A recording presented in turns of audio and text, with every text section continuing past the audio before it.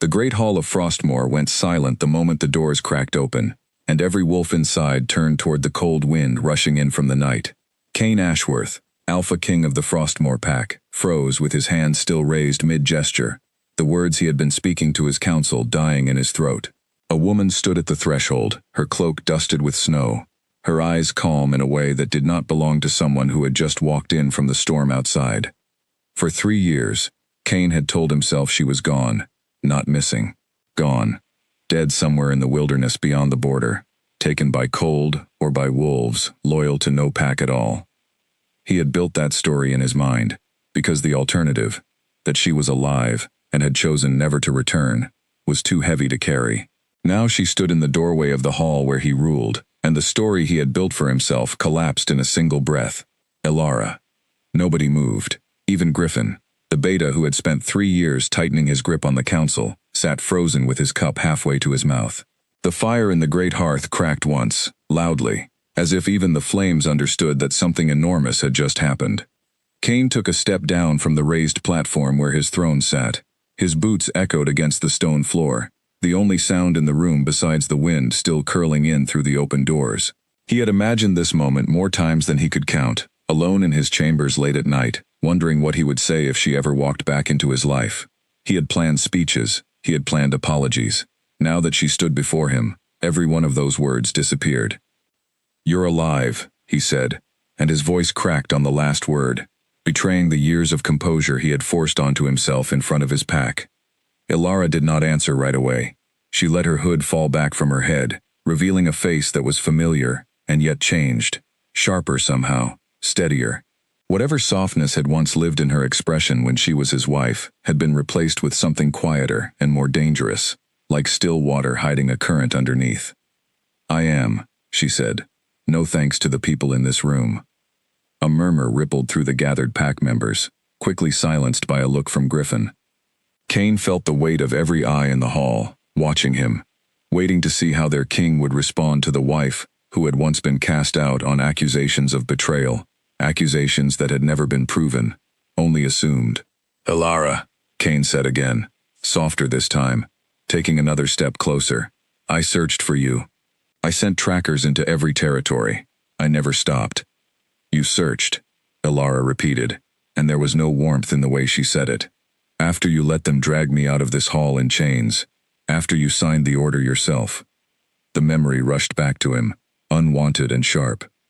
3 years ago, in this same hall, he had stood over a letter that named her a traitor, a woman who had supposedly conspired with a rival pack to have him killed.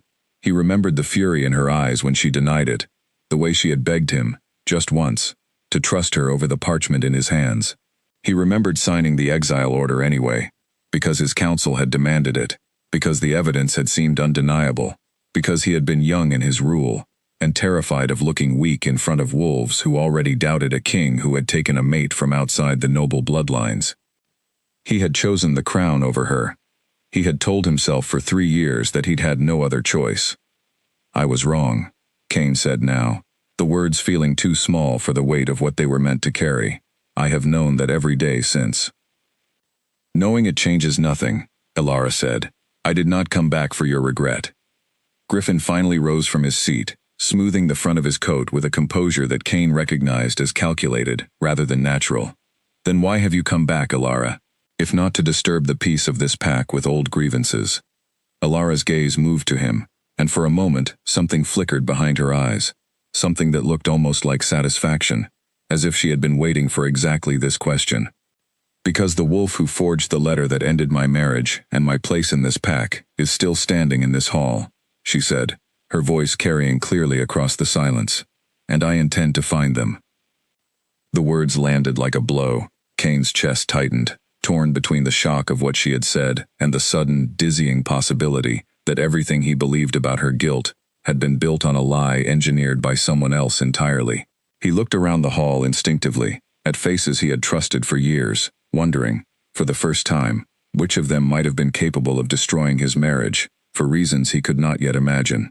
"That is a serious accusation," Griffin said smoothly, though Cain caught the faint tightening around his eyes. "One you offer with no proof." "I have 3 years to gather proof," Elara said, and I intend to use every day of it."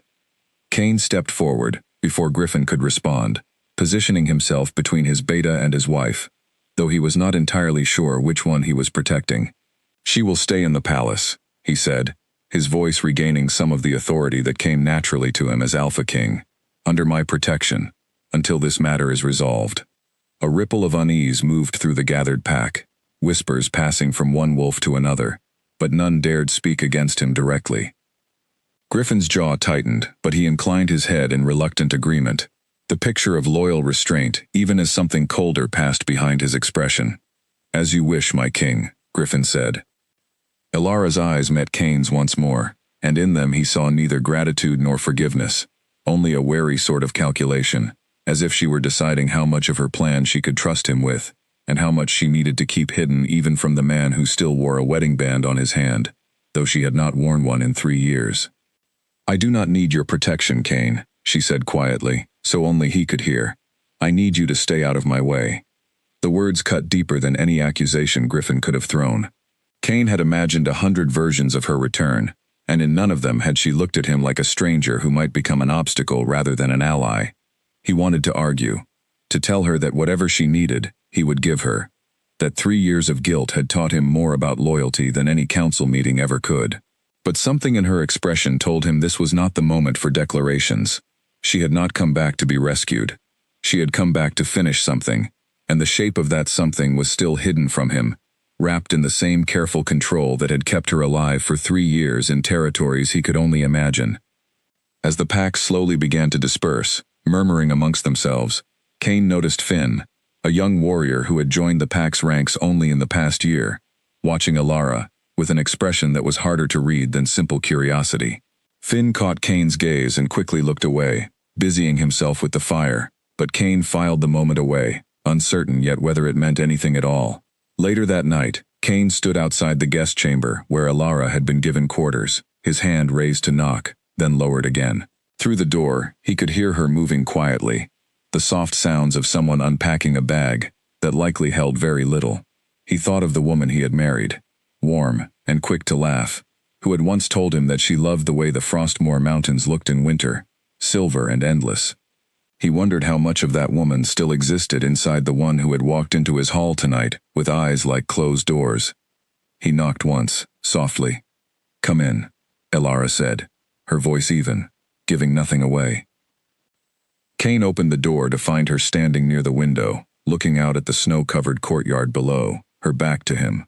The moonlight caught the edge of her profile, and for one unguarded second, he saw a flicker of the exhaustion she had been hiding all evening, the toll of walking back into a place that had once tried to destroy her. "I owe you more than an apology," Cain said. "I know that. I am not asking you to forgive me tonight, or any night soon. I am only asking you to let me help you find the truth." Elara turned to face him, and for a long moment she studied him, as if weighing something invisible between them. "You didn't listen to me 3 years ago," she said. "Why would I trust you to listen now?" "Because I have spent every day since regretting that I didn't," Cain said, "and because whoever did this to us is still here, still dangerous, and I would rather face that with you than have you face it alone again." Elara's expression did not soften, but something in her posture shifted slightly, some of the rigid readiness in her shoulders easing by a fraction. "I will consider it," she said, which from her, Cain understood, was no small concession. He left her chamber that night with more questions than answers, his mind circling through every face in the great hall, every wolf who had stood by silently while his wife had been dragged away in chains. Somewhere among them was a traitor, whose lie had cost him 3 years of his life, and nearly cost him everything else. And somewhere inside himself, buried under guilt and fading hope, Cain realized he still loved a woman who no longer needed him to survive, only, perhaps, to make things right.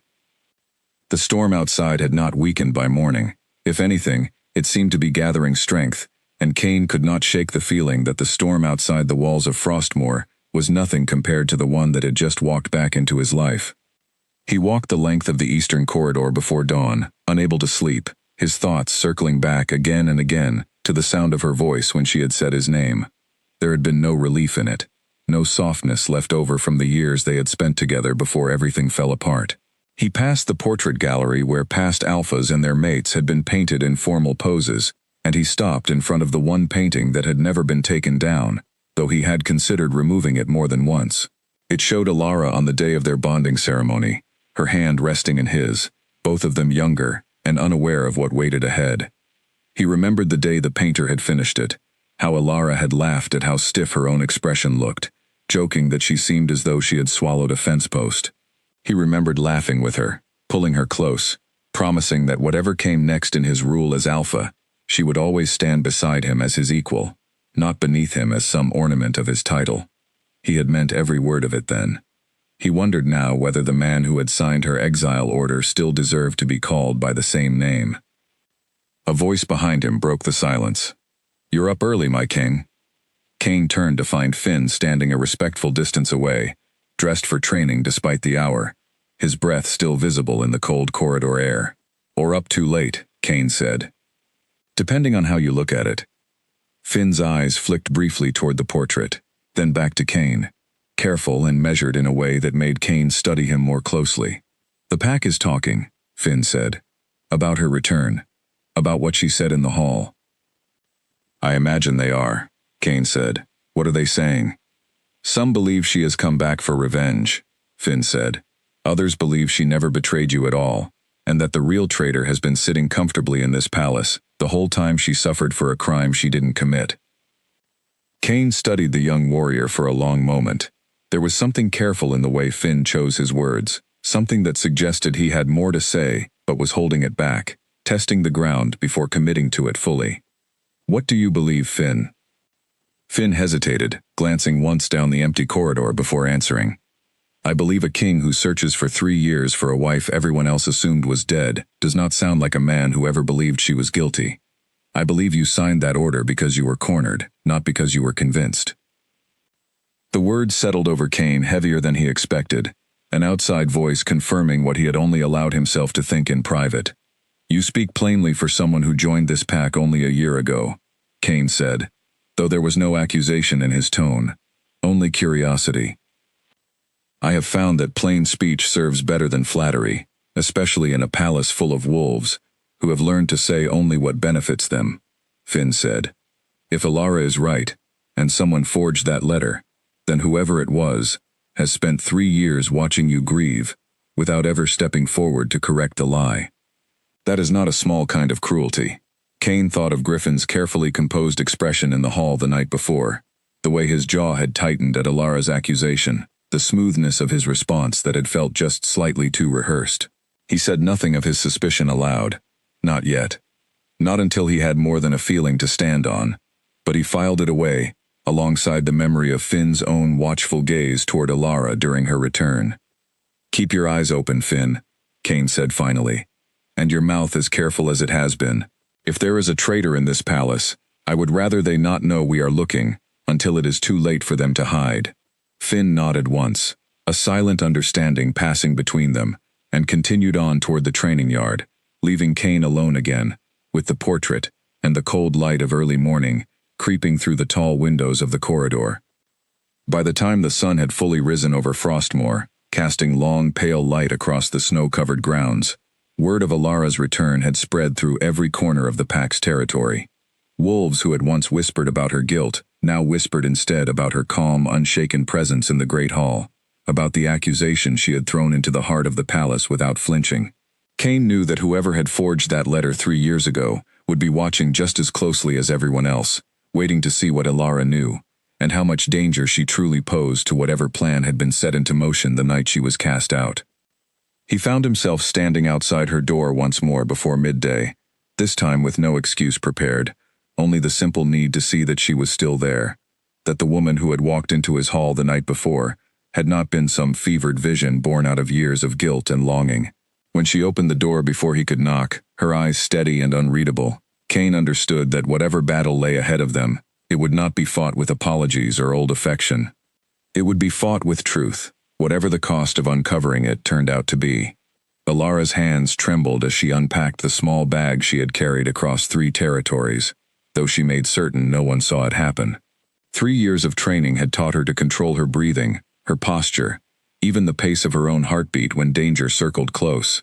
But standing again inside the walls where her old life had ended, she found that old wounds did not stay buried, simply because she had willed them to. She remembered the night of her exile, with a clarity that still stole the air from her lungs. The council chamber crowded with wolves who had once smiled at her during feasts, now staring at her like a stranger accused of the worst crime imaginable. The letter, waved in front of her by an advisor whose name she barely recalled now, claiming her handwriting, her seal, her supposed conspiracy with the Ashgrove pack to see Kane murdered in his sleep. She remembered screaming that it was a lie, that she had never so much as spoken privately with anyone from Ashgrove, that someone was destroying her life with ink and parchment, while the real culprit stood somewhere in that very room, smiling behind a mask of concern. She remembered looking at Kane, silently begging him with her eyes to defend her, to demand proof beyond a single unverified letter. And she remembered the moment his gaze had dropped instead, unable to meet hers, his silence louder than any accusation the council had thrown at her. That silence had broken something inside her far deeper than the exile itself. Now, sitting on the edge of the bed, in the same palace that had cast her out, she allowed herself exactly 1 minute to feel the weight of it before pushing the memory back down where it belonged, buried beneath the discipline she had built for herself in the years since. She had survived the wilderness beyond Frostmour's borders not through luck, but through relentless, deliberate effort. She had been taken in, half frozen and barely conscious, by a small neutral pack far to the south, led by an old warrior named Corwin who asked no questions about her past, and offered no pity, only shelter and, eventually, purpose.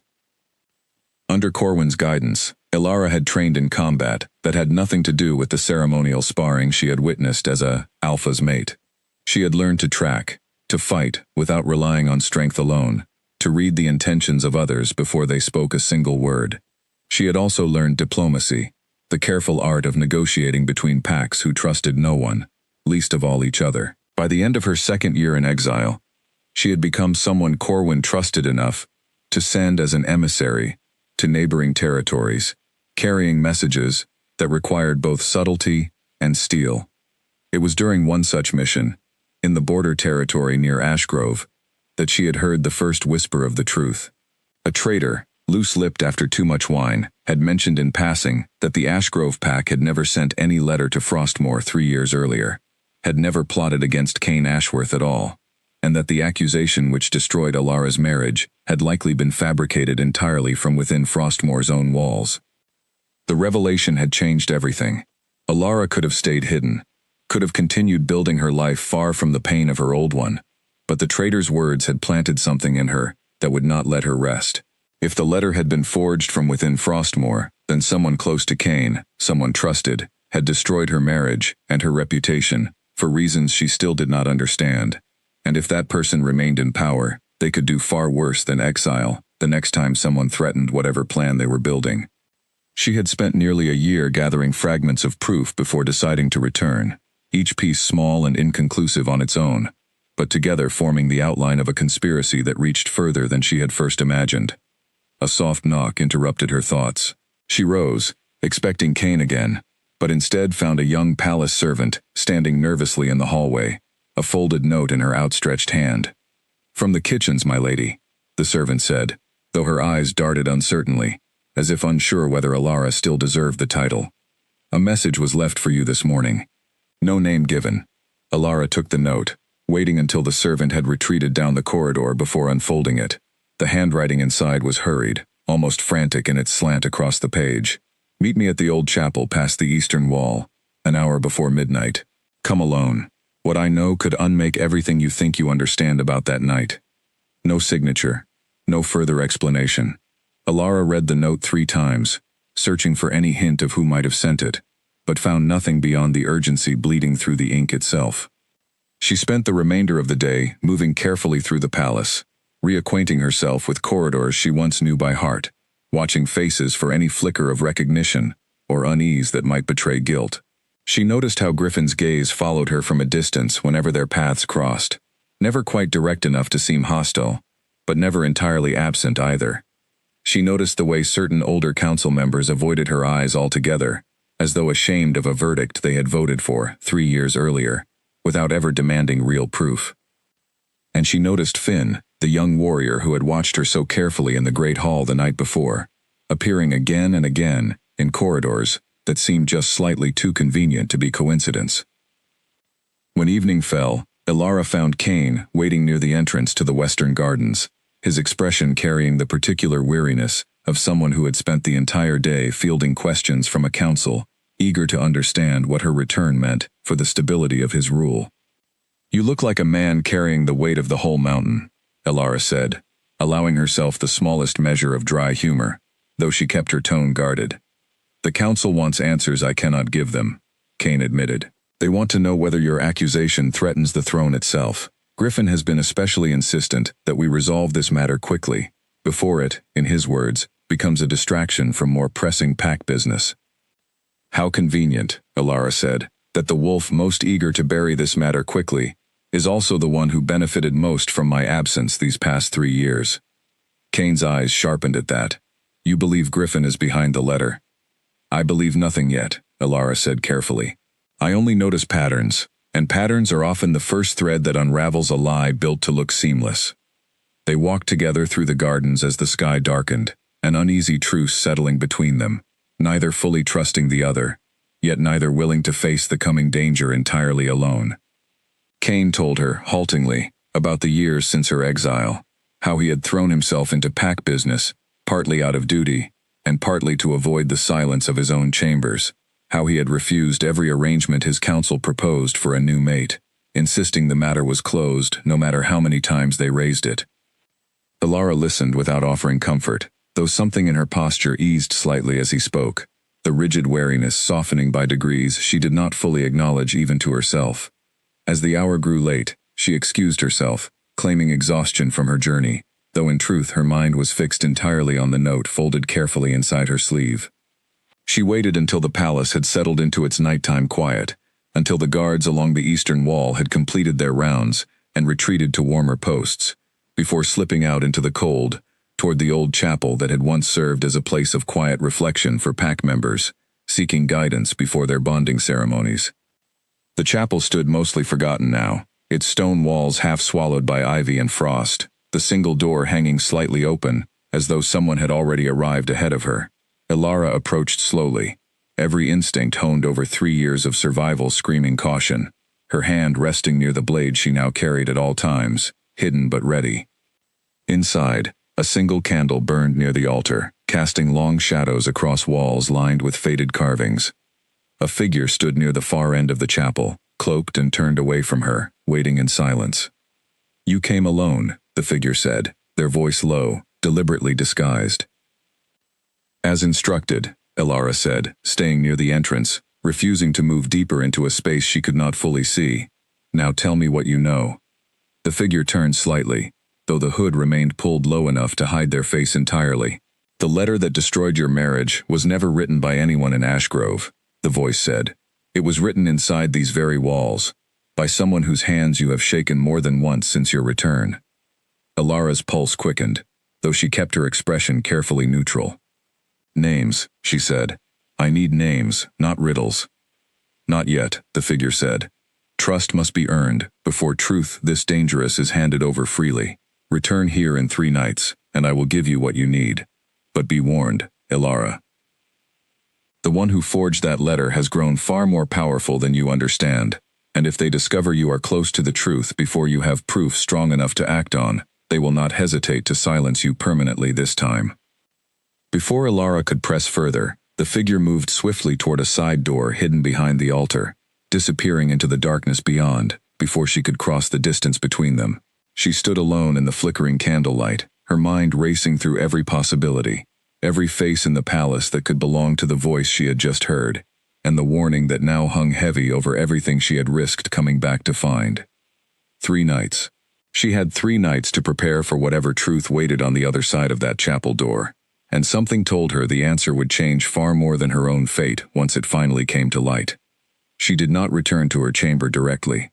Instead, she took the long path back through the eastern gardens, letting the cold air clear her mind and steady the hammering of her pulse. The chapel encounter had unsettled her more than she wanted to admit, not because of the danger it implied, but because of the strange familiarity she thought she had heard, buried beneath the disguised voice. She could not place it exactly. A cadence, a pause between certain words, something that nagged at the edge of memory without resolving into a name.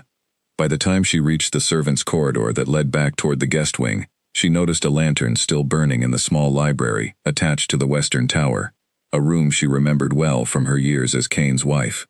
She had spent countless evenings there once, curled into the window seat with a book, while Kane worked through pack matters at the desk nearby, both of them content in comfortable silence. Curiosity, or perhaps simple habit, drew her toward the light. Inside, she found Finn seated at the long table, a stack of old ledgers spread in front of him, his expression tight with concentration in the low lamplight. He looked up quickly when she entered, and for a brief moment, something like guilt flickered across his face before he schooled it into polite neutrality. "Working late," Elara observed, stepping further into the room, her guard still raised from the chapel meeting only minutes before. "Pack records," Finn said. "I was asked to review the accounts from 3 years past. Griffin believes it might be useful to understand the state of the treasury before your return complicates matters further." Elara studied him carefully. There was nothing unusual in his explanation, and yet something about the timing struck her as too convenient, too neatly aligned with the very period she herself was investigating. 3 years passed, she repeated. "The same year I was exiled." Finn's jaw tightened almost imperceptibly. "Yes," he said, "the same year." "And what have you found?" He hesitated, glancing down at the ledgers before closing one carefully, as though deciding how much to reveal. "Irregularities," he said finally, "small ones. Payments recorded without clear explanation, made to parties outside the pack's usual dealings. I have not yet traced where the coin went, or why." Elara felt a cold certainty settle over her, the pieces beginning to align in a way that made her chest tighten with anticipation rather than fear. "Show me," she said. Finn hesitated again, and for a moment, Elara wondered whether he might refuse, whether his loyalty ultimately belonged to whoever had assigned him this task, rather than to the truth itself. But then he slid the ledger across the table toward her, pointing to a series of entries marked only with initials rather than full names, sums of coin, that seemed disproportionate to any legitimate pack expense. "These payments began roughly 2 months before your exile," Finn said quietly, "and they stopped entirely the week after you left Frostmoor." Elara traced her finger along the entries, her mind working quickly to piece together what the pattern might mean. Someone had paid for something in the months leading up to her downfall, and whatever it was, the need for it had vanished the instant she was gone. It was not proof of who had forged the letter, not yet, but it was the first solid thread she had found since returning, something concrete enough to follow, rather than mere suspicion and instinct. "Why are you showing me this?" she asked, studying Finn's face for any sign of deception. "You barely know me. You owe me nothing." Finn met her gaze steadily, something resolute settling into his expression. "Because I have spent the past year watching wolves in this palace smile at each other, while quietly building power behind closed doors. And I have grown tired of pretending I do not notice. You deserve the truth, whatever it costs to uncover it, and I would rather be on the right side of that truth than protect people who do not deserve protecting." Elara said nothing for a long moment, weighing his words against the caution 3 years of survival had taught her to hold on to instinctively. But something in his steady, unflinching gaze convinced her, at least for now, that Finn's loyalty ran deeper than whatever task Griffin had assigned him. "Keep looking," she said finally, quietly, "and tell no one what you have shown me tonight, not even Kane, until we understand more." Finn nodded once, and Elara left the library with the ledger's details burned into her memory, the threads of the conspiracy she had returned to unravel, finally beginning to take shape in the darkness of the sleeping palace around her. The council chamber doors slammed shut with enough force to rattle the torches along the stone walls, and Kane knew before Griffin even opened his mouth that the meeting would not go well. Word had spread overnight that Elara had been seen near the old chapel past the eastern wall, and though no one could say exactly why, the whispers alone had been enough to reignite the council's old suspicions about her loyalty. She was seen alone, past midnight, near abandoned grounds outside the palace walls, Griffin said, his tone measured but pointed, addressing the assembled council rather than Kane directly, a subtle challenge to his authority that Kane did not miss. One might ask what business a woman recently returned under suspicion of treason has wandering unescorted in the dark. One might also ask, Kane said, his voice carrying the low warning growl that had silenced counsels twice as unruly as this one, why a beta who claims innocence in this entire matter seems so eager to cast doubt on a woman who has not yet been proven guilty of anything at all. Griffin's expression flickered, quick and controlled, but Kane had spent years learning to read the subtle tells of wolves who thought themselves untouchable. I only raise concerns for the safety and stability of this pack, my king, Griffin said. Surely you cannot fault caution when the very woman making accusations of forged letters was once accused of conspiring against your life. The council murmured amongst themselves, and Kane felt the familiar tightening in his chest that came whenever politics threatened to overpower reason inside these walls. He had ruled long enough to know that fear moved faster than truth, and that Griffin understood exactly how to plant seeds of doubt without ever appearing to accuse anyone outright. Ilara's actions are not the council's concern, Kane said finally, his voice leaving no room for further argument. This meeting is adjourned. He left the chamber without waiting for a response, his frustration simmering beneath a calm exterior he had spent years perfecting for exactly these moments. He found Ilara in the training yard behind the eastern barracks, sparring against Finn with a precision that told him immediately just how much her years away had changed her. Gone was the woman who had once watched ceremonial matches from the sidelines, content to admire rather than participate. In her place stood someone who moved like a warrior born from necessity, each strike calculated, each movement economical and sharp. He watched for several minutes before she noticed him, disarming Finn with a swift motion before stepping back, her breath steady despite the exertion. You fight like someone who has needed to survive more than once, Kane said as she approached, wiping sweat from her brow with the back of her hand. I have, Ilara said simply. The wilderness does not care whether you were once an alpha's mate. Kane hesitated before speaking again, uncertain how much to reveal of the council's suspicions, without sounding as though he doubted her himself. Griffin has been telling the council you were seen near the old chapel last night, alone, past midnight. Something shifted behind Ilara's eyes, quick and guarded, though she kept her expression otherwise neutral. And what does Griffin believe I was doing there? He did not say directly, Kane said, but the implication was clear enough. He wants the council to believe you cannot be trusted, that your return threatens more than it heals. Ilara considered this for a long moment, her gaze drifting toward the palace walls rising behind him, calculating something Kane could not quite follow. How would Griffin know I was near the chapel at all? She said slowly, unless someone told him directly, or unless he was watching closely enough to see for himself. The question settled over Kane with unsettling weight. He had not considered it from that angle, too distracted by the political maneuvering inside the council chamber to notice the deeper implication buried within Griffin's accusation. If Griffin knew where Ilara had been without being told, it meant either he had eyes watching her every movement, or he himself had been near enough to witness it. You believe he was following you, Kane said. I believe someone was, Ilara said. Whether it was Griffin himself or someone reporting to him, I cannot yet say. Kane's jaw tightened at the thought of his own wife being watched inside walls that were meant to offer her protection rather than surveillance. Tell me what happened at the chapel, he said. All of it. Ilara studied him for a long moment, weighing whether to trust him with information she had deliberately withheld the night before. Finally, she recounted the encounter, the disguised voice, the warning of danger, the promise of names revealed in 3 nights' time. She left out only the detail of Finn's ledger, unwilling yet to expose the young warrior's quiet cooperation, until she understood more clearly where his loyalties truly rested. Kane listened in silence, his expression darkening with each detail she revealed. This could be a trap, he said when she finished. Whoever forged that letter 3 years ago is dangerous enough to have destroyed a marriage and nearly your life along with it. Luring you to an isolated chapel with promises of truth feels far too convenient. I considered that, Ilara said. But if it is a trap, then walking away from it teaches me nothing, and staying cautious enough teaches me everything I need. I did not survive 3 years in the wilderness by running from danger the moment it revealed itself. Then I am coming with you, Kane said. 3 nights from now. Whatever waits at that chapel, you will not face it alone. I was instructed to come alone, Ilara said.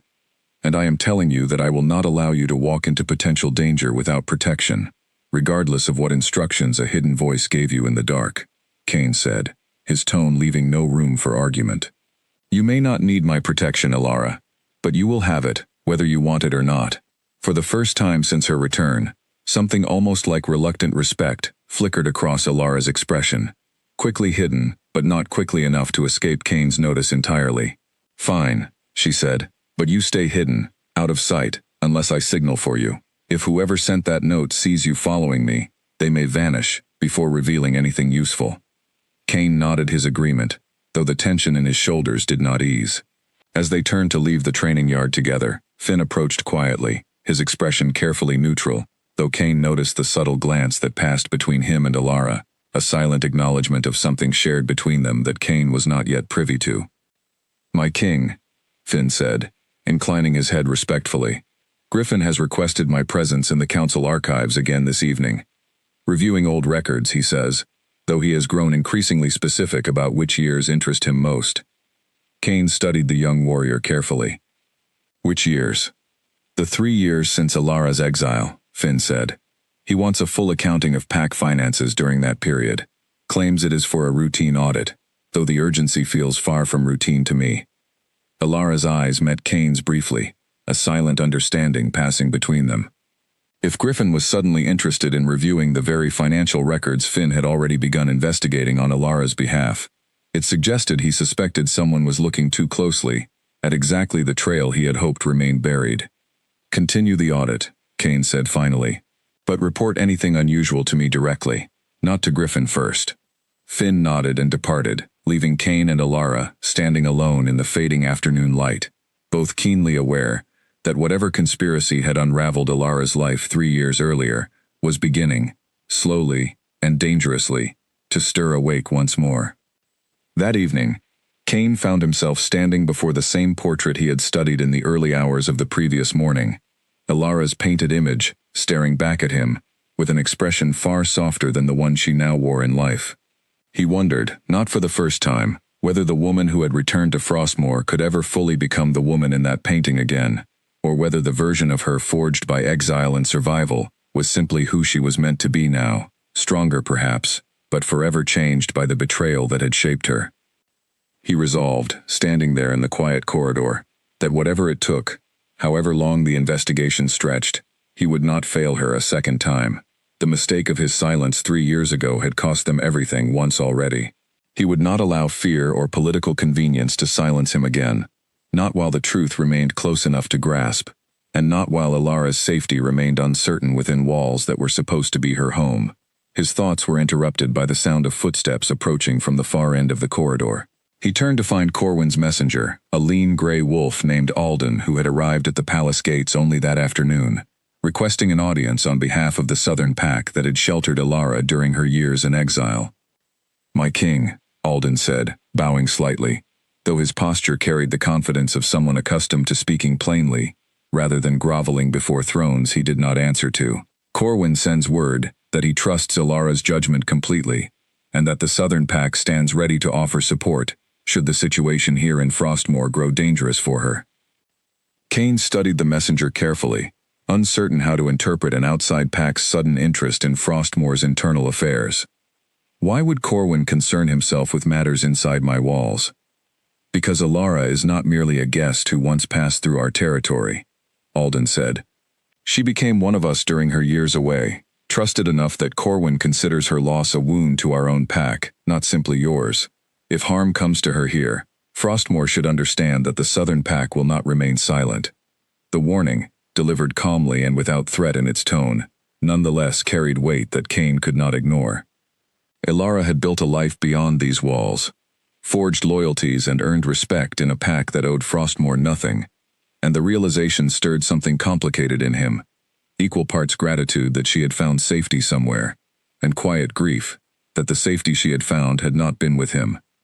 Tell Corwin that Frostmoor is grateful for his protection of her these past years, Cain said finally, and that I intend to see whoever wronged her brought to justice, with or without outside intervention. Alden studied him for a long moment, something assessing in his gaze, before nodding once. Corwin will be glad to hear it, my king, though I suspect he will watch closely regardless, until he sees the promise fulfilled with his own eyes." The messenger departed as quietly as he had arrived, leaving Kane alone once more in the corridor, with the portrait of his wife watching from the wall beside him.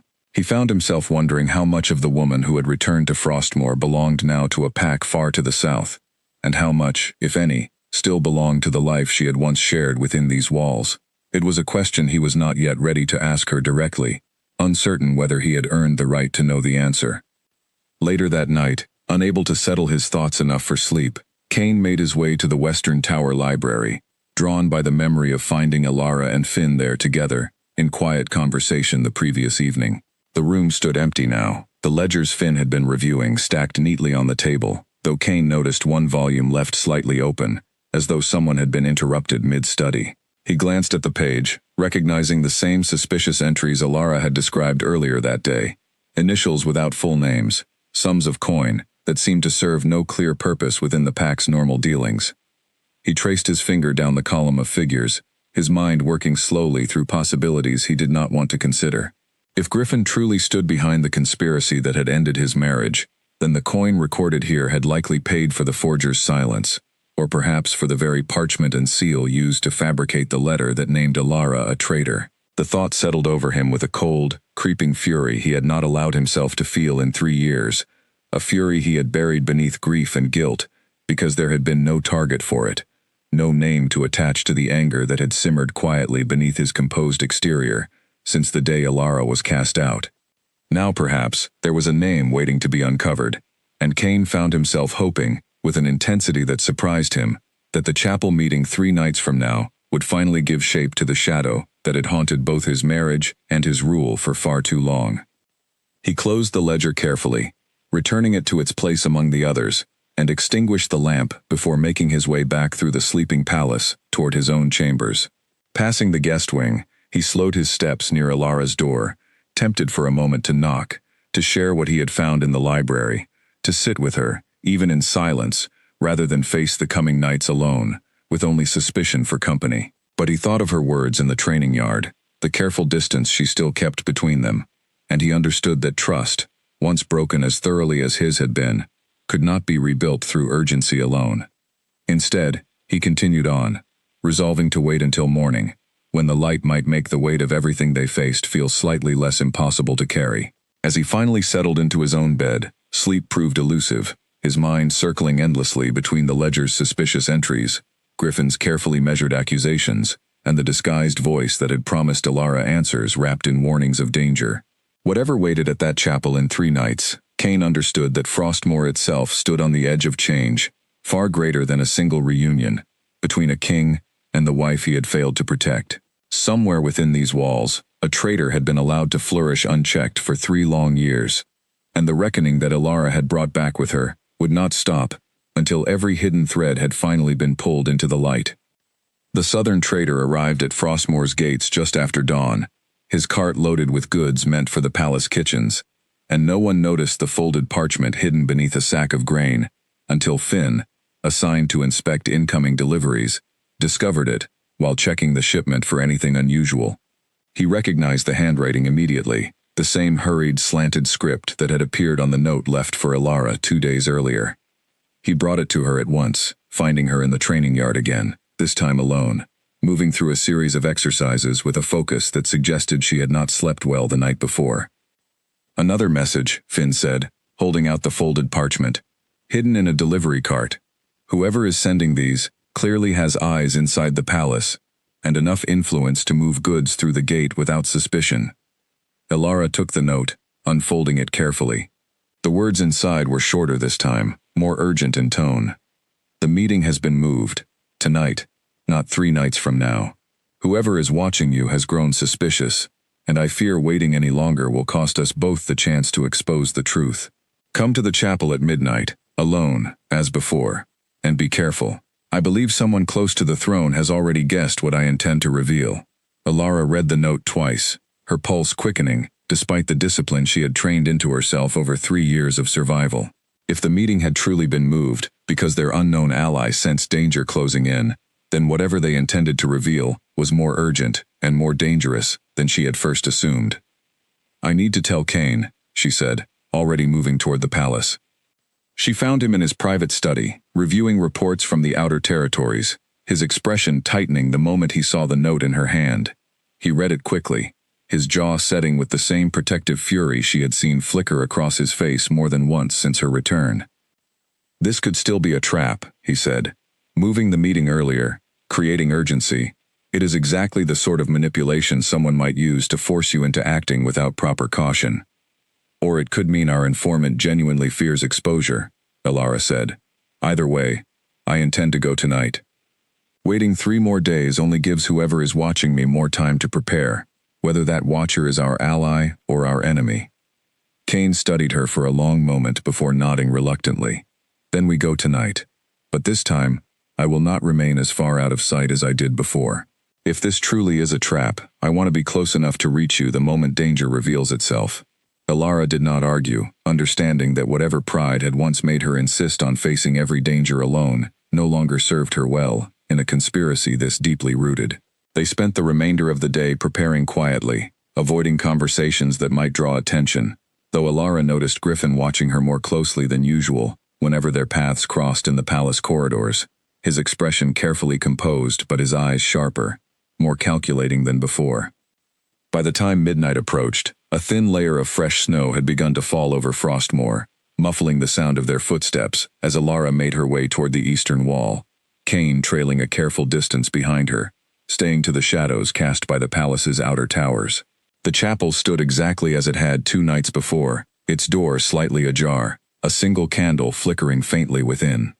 Elara entered cautiously, her hand resting near the blade hidden beneath her cloak, though this time the chapel appeared empty. She moved deeper inside, scanning the shadows for any sign of the cloaked figure who had spoken to her before. "You came," a voice said from behind the altar, and the same disguised tone reached her ears, though this time carrying an edge of genuine fear rather than careful control. "You moved the meeting," Elara said. "Why?" The figure stepped into the candlelight, still cloaked, their face hidden. "Because I believe Griffin suspects I have been feeding you information. If he discovers my involvement before I can hand you proof strong enough to stand against him, I will disappear the same way others have disappeared when they threaten to expose what he has built here." "Others," Elara repeated sharply. "Who else has he silenced?" "A scribe," the figure said, their voice trembling slightly now. 3 years ago, shortly after your exile, he knew the truth about the forged letter, threatened to speak out once the guilt became too heavy to carry. He vanished within a week, and Griffin claimed he had simply left the Pact territory seeking better opportunities elsewhere. No one questioned it deeply enough at the time. Everyone was too relieved that the matter of your supposed betrayal had been resolved. Elara's chest tightened at the revelation, the weight of what Griffin had truly built settling over her with sickening clarity. Not merely a conspiracy to remove her from Kane's side, but a pattern of silencing anyone who threatened to expose it. A pattern that had already claimed at least one life beyond her own ruined reputation. "Give me proof," Elara said. "Names, documents, anything strong enough to bring before the council without relying on your word alone." The figure reached beneath their cloak, producing a small bundle of parchment, their hands shaking as they extended it toward her. "This is a copy of the original letter's draft, written in Griffin's own hand before the final forged version was prepared to mimic correspondence from Ashgrove. I kept it hidden for 3 years, waiting for the right moment, the right person brave enough to use it." Elara took the parchment carefully, unwrapping it just enough to confirm the handwriting matched samples she had seen of Griffin's correspondence during her years as Kane's wife. Her pulse raced with the realization that she finally held tangible proof, evidence strong enough to shift the balance of power inside Frostmoor's council chamber. "Who are you?" she asked quietly. "Why help me now, after 3 years of silence?"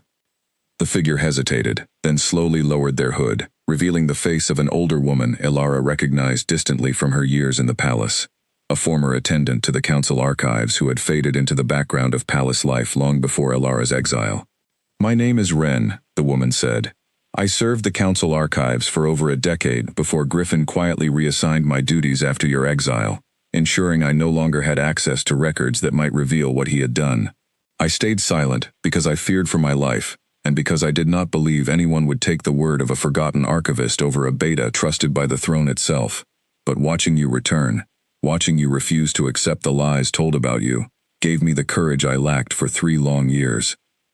Before Alara could respond further, the sound of approaching footsteps echoed from beyond the chapel's side door, quick and heavy, unmistakably more than one set of boots moving with urgent purpose. Ren's eyes widened with sudden terror. "They found us," she whispered. "You need to leave, now, before they see you here with me." "Come with me," Alara said urgently. "I can protect you. Cain can protect you, but not if you stay here alone." Ren shook her head, already retreating toward the hidden side door. "If I am seen fleeing with you, Griffin will know immediately that I gave you the proof. Let me disappear on my own. Use what I have given you wisely, and quickly, before he realizes what has already slipped through his fingers." The old woman vanished into the darkness beyond the chapel, just as the side door opposite burst open, revealing 2 pack guards Alara did not recognize, their expressions hard and searching. She slipped the parchment beneath her cloak in one swift motion, positioning herself calmly near the altar, as though she had simply come alone to reflect in solitude, exactly as she had claimed to be doing 2 nights before. "Lady Alara," one of the guards said, his tone carefully neutral, though his eyes swept the chapel with obvious suspicion. "Beta Griffin sends word that wandering unescorted at this hour raises concern for your safety. He asks that you return to the palace immediately." "How thoughtful of him," Alara said, allowing no trace of the fury or fear she felt to reach her expression. "Tell your Beta I appreciate his concern, though I find these quiet hours useful for reflection, after everything that has changed so quickly since my return." The guards exchanged a brief glance before escorting her back toward the palace, and though neither spoke of it directly, Alara understood clearly that Griffin's reach extended further than she had realized, close enough to track her movements within hours of any meeting, close enough that Ren's warning of danger had proven entirely justified. Cain met her just inside the eastern gate, having watched the guards approach from the shadows with growing alarm, though he had wisely stayed hidden rather than reveal his presence and risk exposing them both to greater suspicion. Once alone in the safety of his private study, Alara finally revealed the parchment Ren had given her, watching Cain's expression darken with fury and disbelief as he recognized Griffin's handwriting in the draft of the very letter that had destroyed their marriage 3 years earlier. "This is enough," Cain said quietly, his voice tight with barely controlled anger. "This is enough to bring before the council." "Not yet," Alara said. "A single draft, without the archivist willing to testify openly, may not be enough to overcome Griffin's influence among the council members loyal to him. We need more before we move against him directly, or he will simply claim the parchment was forged to frame him, exactly as he once framed me." Cain studied her for a long moment, something like reluctant admiration mixing with his anger. "Then what do you propose?" "We find Ren," Alara said. "We convince her that testifying publicly is safer than hiding indefinitely, and we uncover whatever remains of the coin trail Finn has already begun tracing through the treasury records. Only when we have proof strong enough that Griffin cannot possibly explain it away will we move against him in front of the entire council." Cain nodded slowly, the weight of the conspiracy finally beginning to take a shape solid enough to fight, though the danger surrounding them both had clearly grown sharper with every step closer to the truth they uncovered. Neither of them slept that night. Cain sat by the fire in his study, long after Alara had retired to her chamber, turning the folded parchment over in his hands, studying the familiar slant of Griffin's handwriting against the fabricated letter he still remembered word for word from the night his marriage had ended.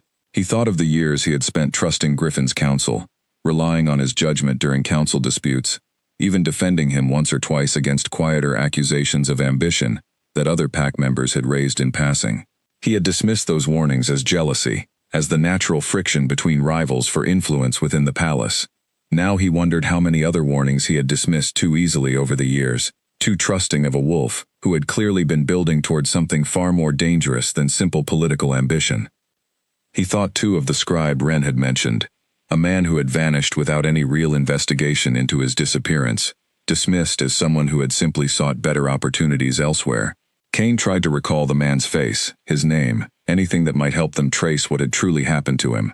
But 3 years of grief and distraction had blurred the memory of a wolf who had likely died trying to do the right thing, while Cain himself remained ignorant of the danger growing within his own walls. Near dawn, A soft knock drew him from his thoughts. He opened the door to find Ilara standing there, still dressed, clearly having found sleep as elusive as he had. "I keep thinking about Ren," she said without preamble, stepping inside without waiting for an invitation. If Griffin's guards were close enough to find us within minutes of the meeting ending, she may not have escaped as cleanly as she believed. Kane felt the same cold worry settle over him that had clearly been troubling her through the night. "We should search for her at first light," he said, quietly, without drawing Griffin's attention to the fact that we consider her important enough to protect. "Finn can help," Ilara said. "He knows the palace grounds better than most, and Griffin has not yet grown suspicious enough of him to watch his movements closely." Kane agreed, and they spent the remaining hours before dawn planning carefully, aware that every move now carried consequences that could either bring Griffin's conspiracy crashing down or bury the truth permanently beneath his continued influence over the council. As the first gray light of morning crept through the study windows, Kane found himself studying Ilara's face in the dim glow, struck again by how much strength had settled into features that had once carried only softness and warmth. Whatever came next, he understood clearly now that surviving it would require every ounce of the resilience she had built during her years away, resilience he intended to match rather than rely upon her alone to carry the weight of uncovering the truth that had cost them both so much already. Finn found the first sign of struggle near the old well behind the chapel grounds. A torn scrap of gray cloak fabric caught on the rough stone edge, and his stomach tightened with the certainty that Ren had not escaped as easily as she had hoped. He signaled to Kane and Ilara, who approached quickly, their earlier caution about drawing attention giving way to urgency once the evidence became impossible to ignore. "Someone was dragged here," Finn said, kneeling to examine faint marks in the frost-covered ground, disturbed footprints leading away from the chapel, toward the dense tree line bordering the northern edge of the palace grounds. "Recently, within the last few hours." Ilara crouched beside him, her training from years in the wilderness sharpening her focus on details that might have escaped a less experienced tracker. "2 sets of boots," she said, "heavy, likely guards. And drag marks between them, someone unable to walk freely on their own." Kane's jaw tightened with barely controlled fury. If Griffin has harmed her, there will be no political maneuvering left to protect him from what happens next. "We need to find her before assuming the worst," Ilara said, though her own voice carried the same tension gripping them all. "Living, she can testify. Dead, she becomes only another buried secret, and Griffin will simply claim ignorance of whatever happened to her." They followed the trail carefully, staying alert to any sign that they themselves were being watched or followed, until the marks led them to an abandoned storage shed, nestled at the edge of the northern woods, once used to house supplies for pack hunts before falling into disuse years earlier. Finn tested the door quietly, finding it unlocked, and the 3 of them entered cautiously, weapons ready. Ren lay bound and gagged in the corner of the dim interior, her eyes widening with a mixture of relief and terror when she recognized them entering. Ilara moved quickly to free her, working the ropes loose while Kane checked the perimeter for any sign of guards who might return. "They found me before I reached the outer gate," Ren said, her voice hoarse and trembling once the gag had been removed. "2 of Griffin's personal guard, the ones he trusts most closely. They did not kill me outright, which tells me he still hopes to learn how much I have already revealed, before deciding what to do with me permanently." "Did you tell them anything?" Ilara asked, helping the older woman to her feet. "Nothing," Ren said. "I let them believe I had simply been caught wandering near the chapel out of foolish curiosity. Nothing more. But they will return soon to question me further, and I do not know how long I can maintain that story under real pressure." Kane moved quickly toward the door, his instincts as Alpha King taking over despite the personal danger tangled within this particular conspiracy. "We move her to the palace immediately, under my direct protection. Griffin cannot touch her openly without revealing his own guilt in the process." They made their way back through the forest quickly, Ren leaning heavily on Ilara for support, her strength clearly diminished from hours spent bound in the cold. As they emerged from the tree line within sight of the palace's northern wall, Finn suddenly halted, gesturing for silence. "Guards," he whispered, pointing toward 2 figures patrolling the wall's perimeter, clearly searching rather than simply keeping routine watch. Kane studied the situation quickly, calculating their options. "We cannot risk the main gate if they are actively searching for her. There is a smaller entrance near the old training grounds, rarely used, that leads directly into the servants' corridor, beneath the eastern wing. They circled carefully through the trees, avoiding the patrolling guards, until they reached the small hidden entrance Kane had described, a narrow door built into the hillside that had once served as an emergency escape route during times of conflict generations earlier. Kane worked the ancient lock loose, and they slipped inside, finding themselves within the cool stone corridors beneath the palace itself, dimly lit by scattered torches left burning for emergency use. "This way," Kane said, leading them through the winding underground passage toward a stairway that would bring them up near his private study, avoiding the more populated corridors, where Griffin's loyal guards might still be watching for any sign of Wren's return. Once safely inside the study, with the door locked securely behind them, Wren finally allowed herself to sit, her hands still trembling slightly, as Alara brought her water and a warm blanket found among Kane's personal belongings. "You are safe here," Kane said, though even as he spoke the words, he understood the promise carried real risk. Griffin's influence within the palace ran deeper than simple political maneuvering, and hiding Wren within his own study offered protection only as long as Griffin remained unaware of exactly where she had been taken. "Griffin will notice her absence from wherever his guards intended to keep her," Alara said, voicing the same concern already forming in Kane's mind. "We need to move quickly now, before he has time to prepare a defense against whatever proof we intend to bring before the council." "The council will not convene again until the seasonal gathering in 4 days," Kane said. "Griffin will use every hour before then to secure his position, perhaps even to silence Wren permanently, if he manages to locate her again. Then we need more than her testimony alone," Alara said. "Finn, how close are you to tracing the full coin trail through the treasury records?" Finn considered the question carefully. "Close. The irregular payments lead to an account technically registered under a merchant's name in the border territories, but the merchant himself does not exist as far as I can determine. It is likely a false identity Griffin created to funnel coin without detection." "Can you prove the account traces back to him directly?" Kane asked. "Given a few more days, yes," Finn said. "There are patterns in how the account was accessed, timing that aligns suspiciously with council sessions Griffin attended personally." "Then we have 4 days to gather everything," Alara said.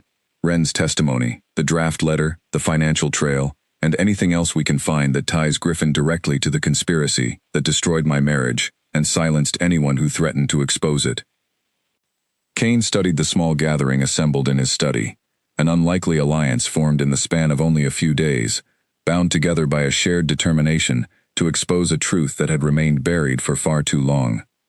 He thought of the years he had spent believing Alara guilty of betrayal, years he could never fully reclaim no matter how thoroughly they exposed Griffin's guilt now. But he understood, watching her direct their efforts with the same calm authority she had once shown only in smaller, gentler ways as his wife, that the woman who had returned to Frostmoor possessed a strength that might finally bring real justice to a wrong that had haunted them both for 3 long years. 4 days, Kane said finally. "We move against Griffin at the seasonal gathering, in front of the full council and the assembled pack, where he cannot easily silence witnesses or manipulate the proceedings behind closed doors, as he has clearly grown accustomed to doing."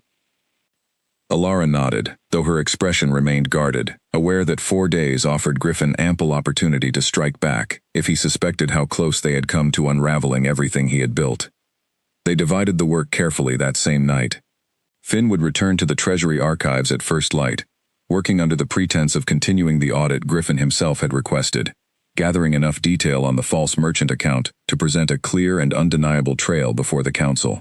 Alara would remain close to Wren, coaxing the fuller story from her gradually, helping her prepare to speak before an audience that had once dismissed her as nothing more than a forgotten archivist. Kane would quietly test the loyalty of council members he suspected might turn against Griffin if given solid enough proof, without revealing too much of what they already possessed. The following morning, Kane summoned an old friend of his father's, a retired council elder named Osric, who had stepped back from active duty years earlier, but still commanded respect among the older generation of the pack.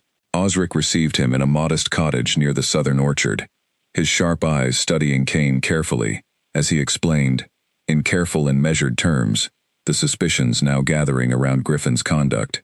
I always found something unsettling about how quickly the matter of Alara's exile was resolved, Osric admitted, pouring tea with hands that trembled slightly from age rather than fear. A single letter, presented and acted upon within days, with no time given for proper investigation. I raised concerns at the time, quietly, and was told the matter was too urgent for delay, given the threat to your life it implied. Who told you that? Kane asked. Griffin, Osric said simply. He pressed the council hard for swift judgment, insisting that allowing Alara time to prepare a defense only gave her opportunity to coordinate further with whatever conspirators had supposedly reached out to her from Ashgrove.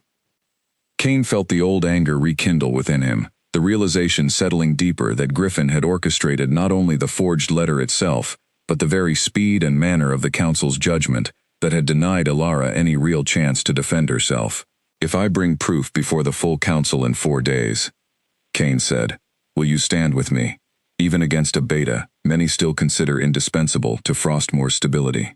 I have watched Griffin's influence grow steadily these past years, watched him place loyal wolves into positions of power throughout the palace, with a patience that always struck me as more calculated than simple ambition.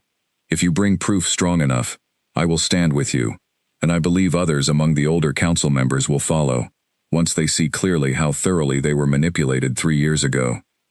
Kane left the cottage with renewed determination, though the weight of how many years Griffin's conspiracy had been allowed to flourish unchecked settled heavily over him during the ride back toward the palace. He found Alara in the study upon his return, seated beside Ren, who appeared calmer now, some color having returned to her face after a full day of rest and safety. Osric will stand with us, Kane reported, and he believes others among the elder council members will follow, once they understand how thoroughly Griffin manipulated the proceedings that led to your exile. Good, Alara said. Ren has remembered additional details as well. Tell him what you told me. Ren straightened slightly, her voice steadier now than it had been the previous night. The scribe who disappeared, his name was Aldrich. He kept a private journal, separate from the official archives, recording concerns he had about irregularities in council business during the months before your exile. I helped him hide it before he vanished, fearing exactly the kind of danger that eventually found him. I know where it remains hidden still, if it has not been discovered and destroyed in the years since. Kane felt a fresh surge of hope at the revelation. Can you retrieve it? I can try, Ren said. Though it means returning to the old archive storage beneath the Western Tower, a place Griffin's people may still watch closely given its history. I will go with her, Finn offered, having returned from the treasury only minutes earlier, his expression carrying the particular satisfaction of someone who had found exactly what he had been searching for. I have nearly completed tracing the merchant account. 2 more days should give us everything we need, connecting it directly to Griffin's personal seal, used carelessly on a handful of early transactions before he grew more careful about covering his tracks. The pieces were gathering quickly now, each fragment strengthening the case against Griffin, and Kane found himself allowing a cautious optimism to take root where only grief and guilt had lived for the past 3 years. He watched Alara across the study, directing the efforts of Ren and Finn with quiet confidence, and understood that whatever else came from these coming days, the woman who had returned to Frostmour had already accomplished something he had failed to manage in 3 years of guilty searching. She had found the truth, and she intended to see it through to justice, regardless of the danger it demanded of her. As the group dispersed to continue their separate tasks, Kane lingered a moment longer with Alara in the quiet study, the fire casting warm light across features that had grown so much harder, so much more guarded, since the woman he remembered from before her exile. Whatever happens at the gathering, he said quietly, I want you to know that finding this truth does not erase what I owe you. Justice against Griffin is not the same as making right what I failed to give you 3 years ago. Alara studied him for a long moment, something unreadable passing behind her steady gaze. One matter at a time, Kane, she said finally. Let us survive the next 4 days before we speak of what comes after. It was not forgiveness, not yet, but it was also not the flat refusal she might have given him only days earlier, and Kane allowed himself, if only briefly, to hope that whatever remained possible between them might yet survive the storm still gathering around them both. The Western Tower's old archive storage had not been opened in years, and dust hung thick in the narrow stone stairwell as Ren led Finn down into the darkness, a single lantern casting long shadows across shelves, crowded with forgotten records and discarded furniture. She moved with the careful familiarity of someone who had once known every corner of this place intimately, before Griffin's reassignment had pushed her into obscurity. Aldrich hid the journal behind a loose stone near the far wall, Wren said, her voice barely above a whisper, despite the emptiness surrounding them. He was terrified even then, convinced someone was watching his movements more closely than usual. Finn followed her carefully, alert to every sound, aware that discovery here would end not only their search, but likely their lives, if Griffin's suspicions had grown as sharp as Wren feared. They reached the far wall, and Wren knelt, running her fingers along the stones, until she found the one that shifted slightly beneath her touch. "Here," she said, working the stone loose with effort, revealing a small hollow space behind it, containing a leather-bound journal, its pages yellowed with age, but otherwise intact. Finn took the journal carefully, flipping through several pages by lantern light, his expression darkening as he absorbed the contents. "This is more than we hoped for," he said quietly. "Boat, dates, names, detailed accounts of irregular payments," Aldrich noticed months before Alara's exile. He suspected Griffin was building some kind of leverage against the throne itself, though he never lived long enough to understand fully what that leverage was meant to accomplish. "We need to return this to Kane immediately," Wren said, rising from her knees, though the sound of footsteps echoing from the stairwell above froze them both instantly. Finn extinguished the lantern quickly, plunging them into darkness broken only by faint light filtering down from the entrance above. He pressed a finger to his lips, guiding Wren silently behind a row of tall shelving, as the footsteps grew closer, accompanied by the low murmur of voices. "Told you she would come looking eventually," a voice said, one Finn recognized immediately as belonging to Darrow, one of Griffin's most trusted personal guards. "The old woman kept that journal hidden for 3 years. If it still exists, this is the only place she would have kept it safe." "Search quickly," a second voice replied. "Griffin wants this matter resolved before the gathering. If the journal surfaces before then, everything he has built collapses." Finn's grip tightened on the journal hidden beneath his cloak as the guards moved deeper into the archive, their lantern light sweeping closer to where he and Wren remained hidden. He calculated their options quickly, understanding that direct confrontation risked both their lives, while remaining hidden indefinitely offered no guarantee of escape once the guards completed their search. He made his decision, reaching quietly into his pocket for a small stone he had carried since childhood, a habit born from years of training in stealth before joining Frostmore's ranks.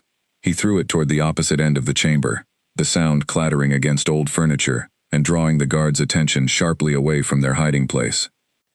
"Over there," Darrow said, and the footsteps moved quickly toward the sound, giving Finn and Wren the narrow opportunity they needed to slip silently back toward the stairwell and up into the corridor above, hearts pounding with the adrenaline of a danger narrowly avoided. They did not stop moving until they reached Kane's study, breathless and shaken, though the journal remained safely secured beneath Finn's cloak.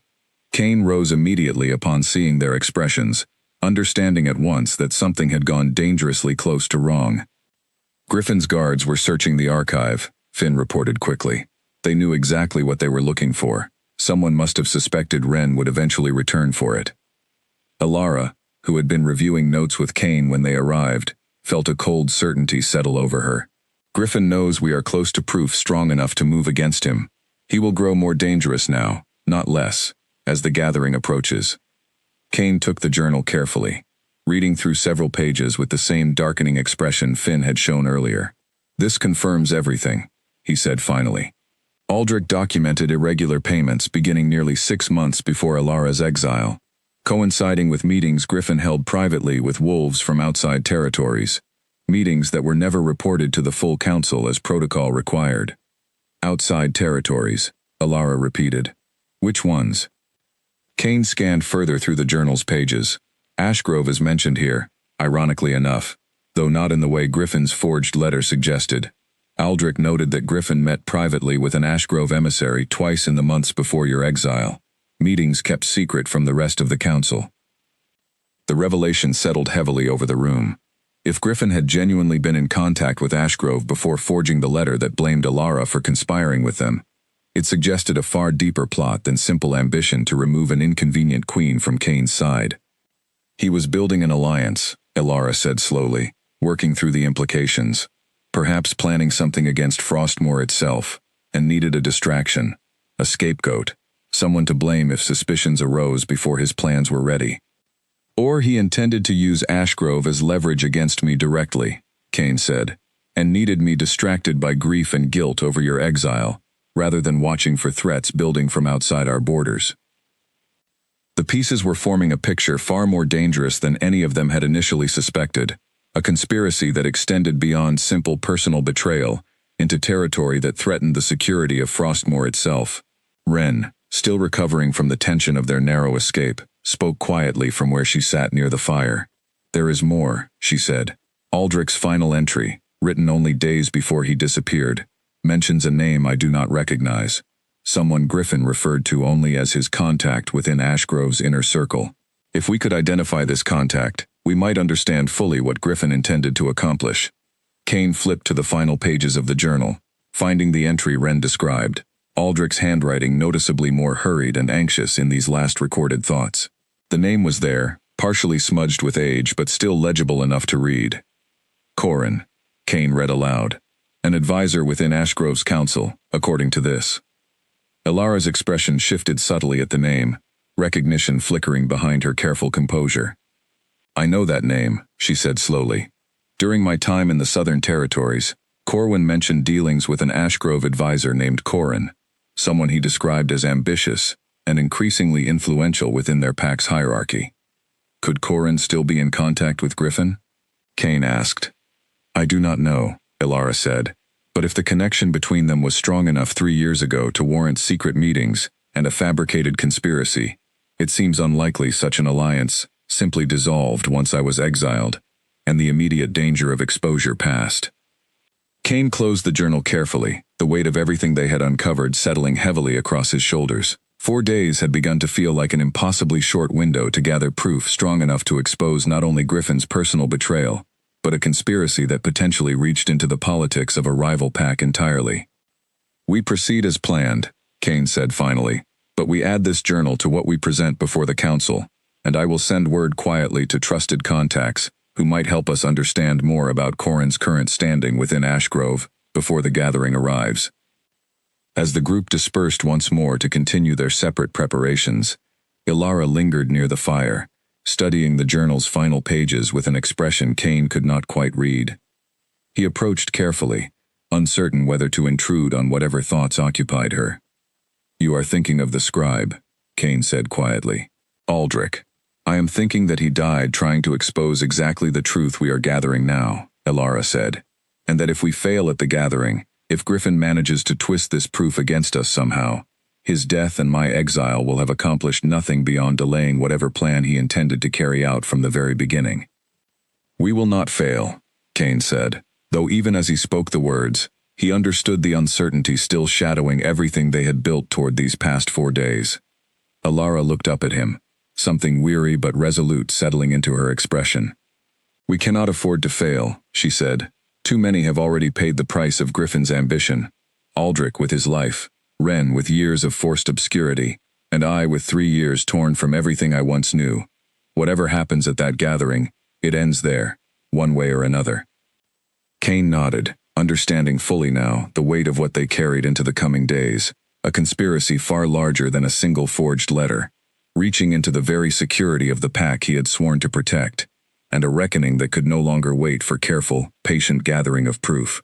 The gathering would arrive in 3 days now, and whatever remained to be uncovered before then would need to come quickly, before Griffin's growing desperation turned the danger surrounding them all into something far more immediate and deadly than it had already become.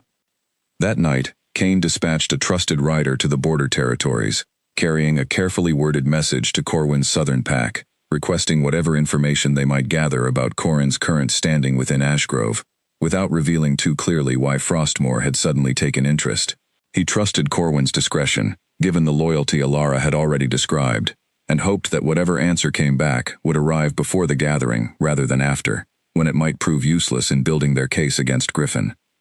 Meanwhile, Ilara took it upon herself to test the loyalty of the palace guards more directly, moving carefully through barracks and training grounds where she had once been a familiar and welcome presence before her exile. She found that many of the older guards, Wolves who had served Frostmore since before her marriage to Cain greeted her with a mixture of relief and quiet shame, several admitting privately that they had never believed the accusations against her, but had lacked the standing or courage to challenge Griffin's swift push for judgment 3 years earlier. "We were told the matter was urgent," one grizzled guard named Percival admitted, when Elara found him alone near the training yard's edge. "That delay risked further danger to the king's life. None of us questioned closely enough why Abeta was so insistent on speed, rather than proper investigation." "Would you stand against him now, if proof of his deception were shown clearly before the full council?" Elara asked. Percival considered the question seriously, his weathered face creasing with the weight of loyalty divided between old guilt and present duty. "I would," he said finally. "I have served this pack faithfully for 20 years, my lady. I did not serve it faithfully to watch Abeta twist judgment for his own ambition, while an innocent woman paid the price." Elara thanked him quietly, filing away the growing sense that Griffin's support among the pack's older guard ran thinner than his careful political maneuvering within the council chamber might suggest. If enough of the pack's loyalty shifted once proof was revealed, Griffin would find himself with far fewer allies willing to protect him than he likely assumed. By the time she returned to the palace proper, evening had settled fully, and she found Cain waiting near the entrance to the eastern gardens, his expression carrying the particular exhaustion of a man who had spent the day carrying burdens far heavier than simple pack governance. "The rider has been sent," Cain said as she approached. "We should have word from Corwin's territory within 2 days, if fortune favors us." "And if it does not?" Elara asked. "Then we proceed with what we already have," Cain said. "The journal, the draft letter, the treasury records, Finn continues to trace. It may not be everything, but it should be enough to force the council's hand, especially with Osric, and likely several other elder members prepared to stand against Griffin, once the proof is presented clearly." They walked together through the gardens in comfortable silence for a while, the tension of the day gradually easing into something quieter between them, not quite the ease they had once shared as husband and wife, but no longer the wary distance that had marked Elara's first days back within Frostmore's walls either. "I keep thinking about what you said," Cain admitted eventually, "about needing me to stop waiting and start earning trust. I have spent so long believing that finding you again, bringing you home, would be enough to make things right between us. I am only now understanding that it was never going to be that simple." "No," Elara agreed quietly. "It was never going to be that simple. But you are earning something, Cain, slowly, in these past few days. I notice it, even if I am not yet ready to say what it means for us beyond ending Griffin's conspiracy." It was not the reassurance he might have wanted, but it was honest, and Cain found himself grateful for honesty over empty comfort after everything the past 3 years had cost them both. The rider returned 2 days later, exhausted and travel-worn, carrying a sealed message from Corwin that Cain opened immediately in the privacy of his study. Elara and Finn gathered close beside him. The Southern Alpha's handwriting was firm and direct, carrying none of the diplomatic softening Cain had half expected from a leader who governed a neutral territory caught between larger, more powerful packs. Corwin was removed from Ashgrove's council 18 months ago, quietly, after evidence surfaced suggesting he had been selling information to outside parties for personal gain. Ashgrove's own leadership discovered his betrayal and dealt with it internally, though the full extent of who he had been working with was never fully disclosed publicly. If your Beta Griffin was among those parties, Ashgrove may hold additional proof they have not yet shared with anyone outside their own walls. I would encourage you to petition them directly and quickly, given what you have described of the danger surrounding you." Cain read the message twice, the implications settling heavily across his shoulders. If Ashgrove had already uncovered evidence of Corwin's betrayal, evidence potentially connecting him directly to Griffin, it meant an entirely new avenue of proof existed beyond what they had gathered within Frostmore's own walls. "We have only 1 day before the gathering," Finn said, voicing the concern already forming in everyone's mind. "Petitioning Ashgrove directly and receiving a response in time seems nearly impossible."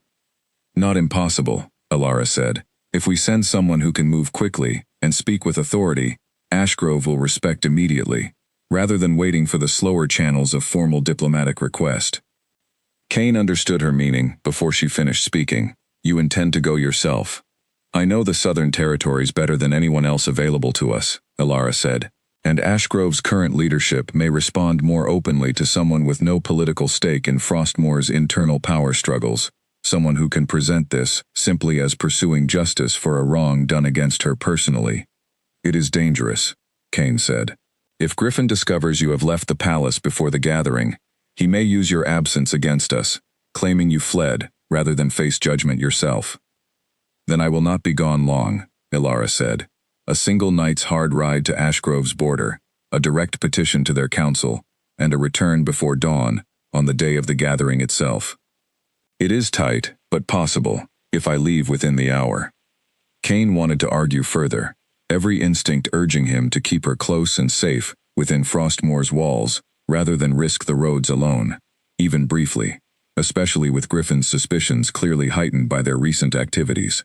But he understood too that Ilara had survived 3 years beyond these walls through exactly this kind of decisive, calculated risk, and that arguing against her judgment now would only prove he had not truly learned the lesson she had demanded of him days earlier. I am coming with you, he said instead, not to override your judgment, but because 2 riders moving quickly stand a better chance of reaching Ashgrove and returning safely than one alone. Ilara considered this for a moment before nodding. Then we leave now. Finn, continue building the treasury case in our absence, and keep Ren hidden safely until we return. Within the hour, Kane and Ilara rode hard through the darkening countryside, the cold wind biting sharply against their faces as they pushed their mounts toward Ashgrove's border, at a pace that left little room for conversation. Ilara led with the confidence of someone who had traveled these paths many times during her years in exile, navigating by landmarks barely visible in the fading light, with an ease that spoke to how thoroughly the wilderness had become her domain. They reached Ashgrove's outer border checkpoint well past midnight, and Ilara's fluency with the guards stationed there, a familiarity built through her diplomatic work for Corwin's pack over the past years, gained them swift passage toward the main settlement, rather than the delays a stranger might have faced. Ashgrove's council received them with evident surprise, though Ilara's reputation as an emissary of the Southern Territories carried enough weight that they granted an audience despite the late hour. The presiding elder, an aging wolf named Beryl, listened carefully as Ilara laid out the situation, presenting the journal excerpts and draft letter as evidence of Griffin's fabricated conspiracy 3 years earlier. Corrin's betrayal cost this pack dearly, Beryl said once she finished, his expression grim with old anger. He sold intelligence to at least 2 outside parties before we discovered his treachery, and Frostmore's beta may well have been one of them, given the timing you describe. Do you have proof of direct contact between Corrin and Griffin specifically? Kane asked. Beryl considered the question, then gestured to an attendant, who retrieved a sealed box from the council's private archive after several minutes. Inside, carefully preserved, were letters recovered from Corrin's private quarters after his betrayal was discovered. Correspondence that named Griffin directly as a contact within Frostmore, willing to pay handsomely for information that could be used to destabilize Kane's rule. We kept these, Beryl explained, intending to use them only if Frostmore ever threatened our territory, directly through the intelligence Corrin had already sold. We had no reason previously to share them, given the delicate peace between our packs. I understand the risk you take in sharing them now, Kane said carefully, but I ask you to consider that exposing Griffin's conspiracy protects both our territories from a wolf who has already proven willing to manipulate outside packs for his own ambition. Beryl studied Kane for a long moment, weighing the political calculations only an experienced leader could fully appreciate. I will lend you copies of these letters, he said finally, on the condition that Ashgrove's cooperation in exposing this conspiracy is acknowledged formally before your council, strengthening the peace between our territories rather than creating new grievances. Kane agreed readily, understanding that the alliance offered was worth far more than simple pride in handling the matter entirely within Frostmore's own walls. As dawn began to lighten the eastern sky, Ilara and Kane rode back toward Frostmore with copies of the damning correspondence secured safely, the final piece of proof needed to expose Griffin's conspiracy completely before the assembled council and pack. They arrived back within Frostmore's walls just as the seasonal gathering began assembling in the Great Hall, exhausted from the night's hard travel, but carrying everything necessary to finally bring justice to a wrong that had shaped both their lives for 3 long years. Finn met them at the gate, his expression tense with anticipation. "Everything is ready," he reported quickly. "The treasury records are complete, tracing the false merchant account directly to a seal Griffin used carelessly on 2 early transactions. Wren is prepared to testify, and Osric has confirmed at least 4 other Elder Council members willing to stand against Griffin once the proof is presented." Kane looked toward the Great Hall, where wolves from across Frostmour's territory were gathering for the seasonal ceremony, unaware of the reckoning about to unfold within its walls. Beside him, Ilara straightened, despite her exhaustion, her expression settling into the same calm, unshaken composure she had carried the night she first walked back into this hall days earlier. "Then it is time," she said quietly. "Whatever comes next, Griffin's 3 years of hidden ambition end today." Kane nodded, and together they walked toward the Great Hall, carrying between them the proof that would finally expose the truth Griffin had worked so carefully to bury, and the justice that Ilara, and the memory of a scribe who had died trying to reveal the same truth, had waited 3 long years to finally receive. Before they reached the doors, Kane paused, turning to face her fully in the gray light of early morning. "Whatever Griffin says in there, whatever accusations he throws to save himself, I will stand beside you through all of it, not as your king protecting a subject, but as the husband who should have stood beside you 3 years ago and failed to." Ilara studied him for a long moment, the exhaustion of the night's ride still evident in the shadows beneath her eyes, though something steadier had settled into her expression since their journey to Ashgrove. "I know," she said simply. "I saw it last night, when you argued for Ashgrove's cooperation without once trying to claim credit for uncovering the truth yourself. You have changed since I returned, Kane, perhaps more than either of us expected." It was not the declaration of full trust restored that he longed to hear, but it was enough, in that moment, to steady his own resolve as they finally pushed open the doors and entered the Great Hall together. The chamber had filled quickly with pack members from across Frostmour's territory, drawn by tradition to witness the seasonal gathering, though the air carried an unusual tension as word spread quickly of Ilara's unexplained absence overnight and her sudden return alongside the king himself.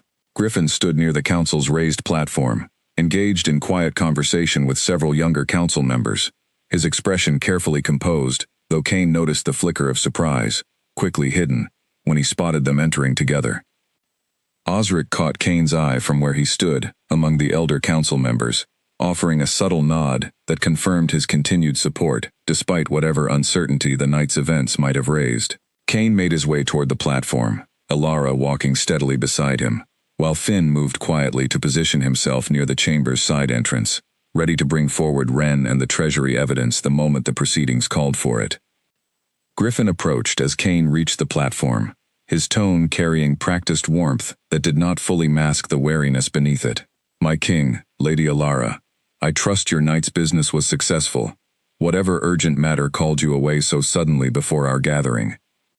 "More successful than you might hope, Griffin," Kane said, his voice carrying clearly enough that nearby council members turned to listen more closely. "I believe it is time we addressed a matter that has waited 3 years for proper resolution." Something flickered behind Griffin's careful composure, quick and almost imperceptible, but Kane had spent enough years reading the subtle tells of ambitious wolves to recognize the first thread of genuine alarm beginning to show through his beta's practiced calm. "If this concerns Lady Ilara's accusations from her return," Griffin said smoothly, addressing the gathering hall rather than Kane directly, a tactic Kane recognized now as the same maneuver he had used before, appealing to the pack's collective uncertainty rather than facing direct questioning. "I would remind everyone present that accusations without proof serve only to destabilize a pack that has finally found peace after years of difficult transition. And if proof exists," Ilara said, stepping forward to stand beside Kane, her voice calm and carrying easily across the now silent hall, "would you still counsel this gathering to dismiss it in favor of convenient peace?" Griffin's eyes met hers, and for the first time since her return, Kane saw something beyond careful composure in his expression, a flicker of calculation that suggested he understood, perhaps for the first time, that the woman standing before him was not the same person who had been dragged from this hall in chains 3 years earlier. "Proof, if it exists, deserves careful and proper examination," Griffin said, recovering his composure quickly. "Not theatrical presentation before an assembled gathering, meant for seasonal celebration rather than legal proceedings. The council chamber has stood empty for proper proceedings for 3 years, Griffin, Osric said, stepping forward from among the elder members, his aged voice carrying surprising strength across the hall. Perhaps it is time we finally use this gathering for the justice it was always meant to serve, rather than continuing to delay what should have been examined thoroughly from the very beginning. A murmur rippled through the assembled pack, and Kane felt the balance of the room shifting, slowly, but unmistakably, away from the practiced control Griffin had maintained for so long. He glanced toward Alara, finding her already watching him, a silent understanding passing between them that the moment they had worked so hard to reach had finally arrived. "Then let us begin," Kane said, his voice carrying the full authority of his throne now, no longer softened by uncertainty or guilt. "Finn, bring forward what we have gathered."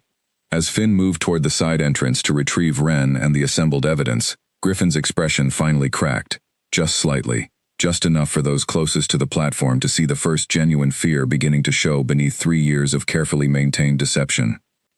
He glanced quickly toward the guards stationed near the hall's main entrance, a subtle motion that Kane caught immediately, understanding at once that Griffin was calculating whether escape remained possible before the full weight of the evidence could be laid before the gathering.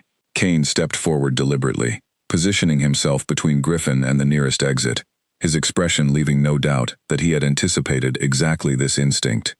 "There is no quiet way out of this, Griffin," Kane said, his voice low, but carrying clearly enough for those nearest the platform to hear. "Whatever you intended to do once suspicion caught up with you, that door closed the moment Ashgrove agreed to share what they know." The mention of Ashgrove visibly unsettled Griffin further, his composure slipping enough that several council members exchanged uneasy glances, the murmur throughout the hall growing louder with anticipation. Beryl's letters, still safely secured within the satchel Kane carried, represented a connection Griffin had clearly believed remained buried far from Frostmore's reach, and the realization that it had surfaced regardless seemed to finally break through the careful mask he had maintained since Alara's return. "Whatever you believe you have gathered," Griffin said, though his voice had lost much of its earlier smoothness, "you will find it insufficient to overturn the judgment this council rendered fairly 3 years ago." "We shall see," Alara said quietly, and the calm certainty in her voice carried more weight across the silent hall than any raised accusation could have managed. "Bring them forward, Finn." The side doors opened, and the gathered pack turned as one, to see what evidence had finally arrived, to settle a truth 3 years in the making. Finn led Ren through the side doors, and a wave of murmurs spread through the gathered pack, as several older wolves recognized her immediately, despite years spent in quiet obscurity within the archive halls. Griffin's expression tightened visibly at the sight of her, any remaining pretense of calm confidence slipping further as Ren approached the platform with a steadiness that surprised even Alara, given how frightened the older woman had seemed only days before. "This is Ren," Kane announced to the assembled hall, his voice carrying the full weight of his authority. "Formerly keeper of the council archives, until she was quietly reassigned 3 years ago, shortly after providing testimony that contradicted the narrative used to condemn my wife."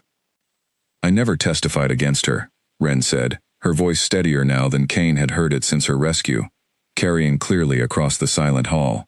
"I was never asked to testify at all. I was reassigned the very week Alara was exiled, moved away from any records that might reveal what I already suspected, that the letter used to condemn her was forged." "This is speculation," Griffin interjected sharply, though the confidence in his voice had thinned considerably. "An archivist's assumptions, offered now, conveniently, after years of silence." "I stayed silent because I feared for my life," Ren said, turning to face him directly for the first time, something resolute settling into her expression, despite the fear Kane knew still lingered beneath it.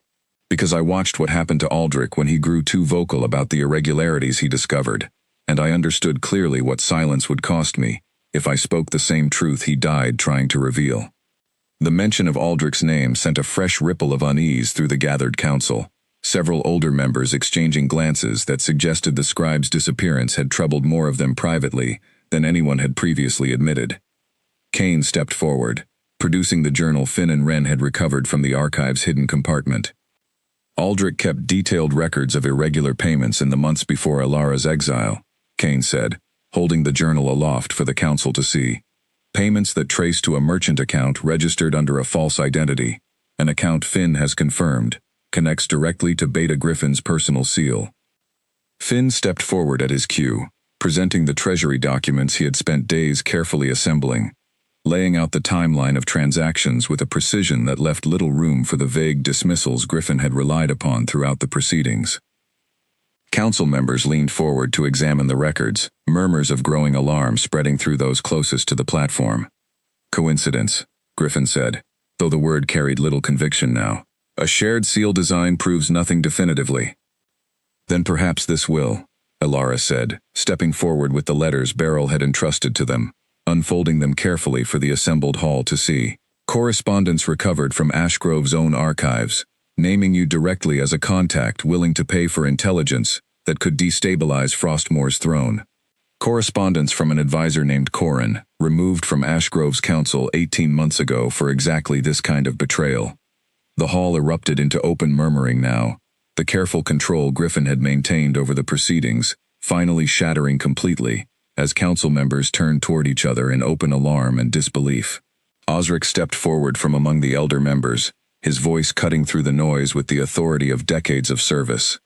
I recall now, he said, how insistent you were 3 years ago that judgment against Elara proceeds swiftly, without proper time allowed for investigation or defense. I dismissed my own unease at the time, trusting your counsel, as I had for years before. I understand now how thoroughly that trust was misplaced. Griffin's composure finally broke entirely, his expression twisting from careful calm into something harder, more desperate.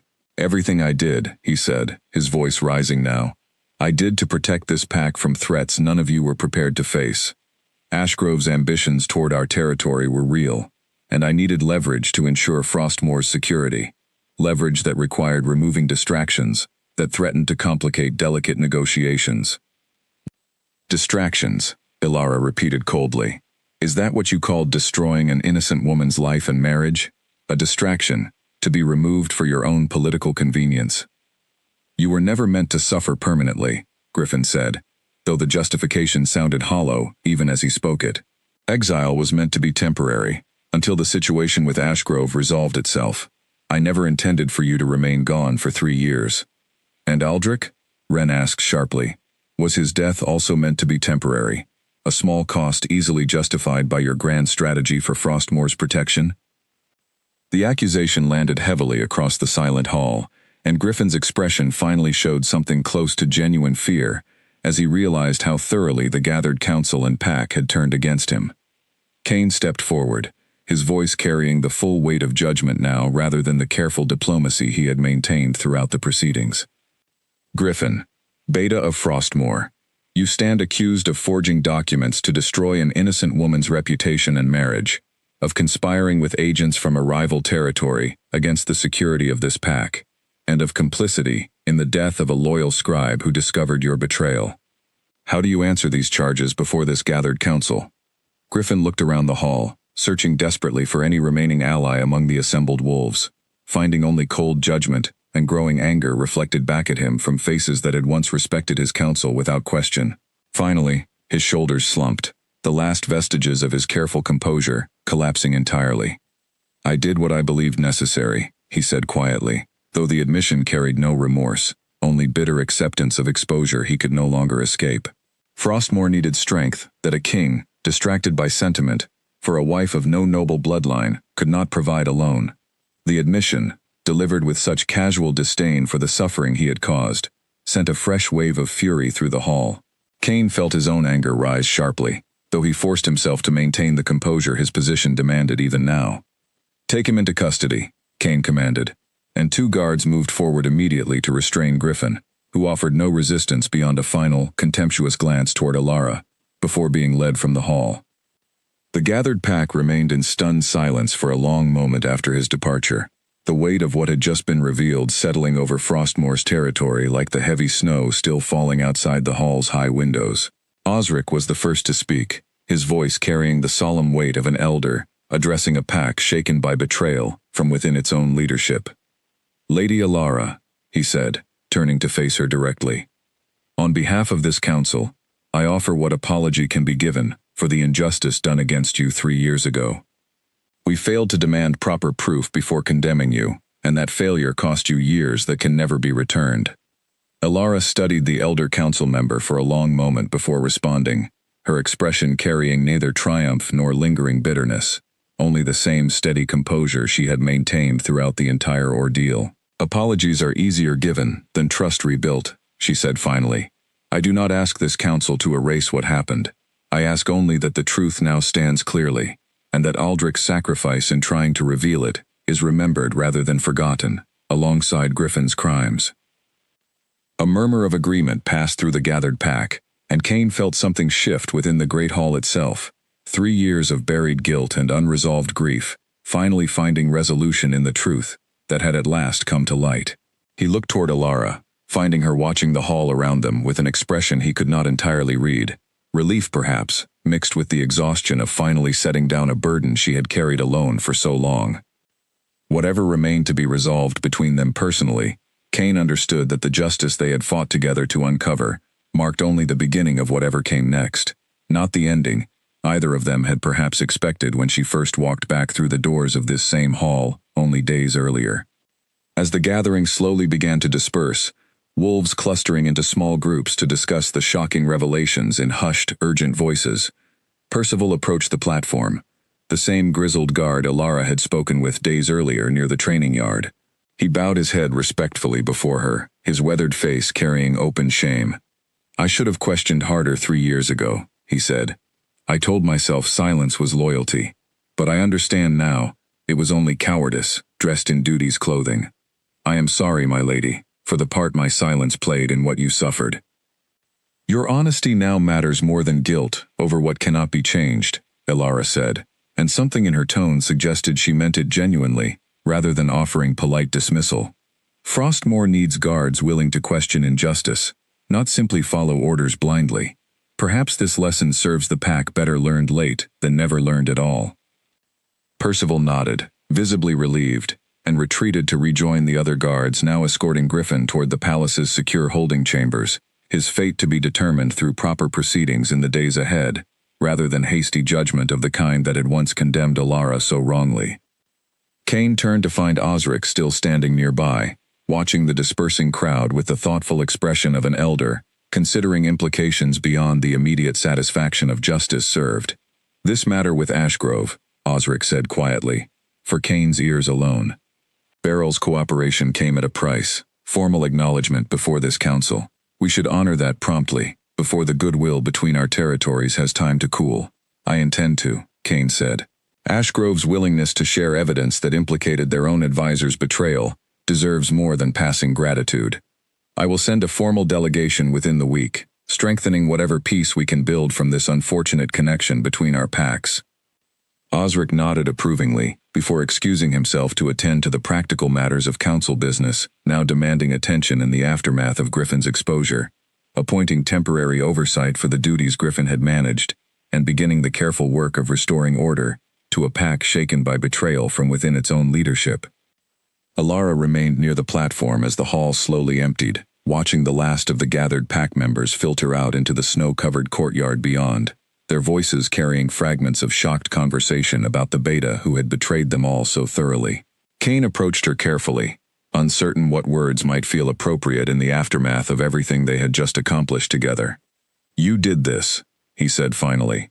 "Whatever role I played, whatever proof Finn gathered, or Ren risked her safety to provide, this justice exists because you refused to accept the lie that ended your life here 3 years ago.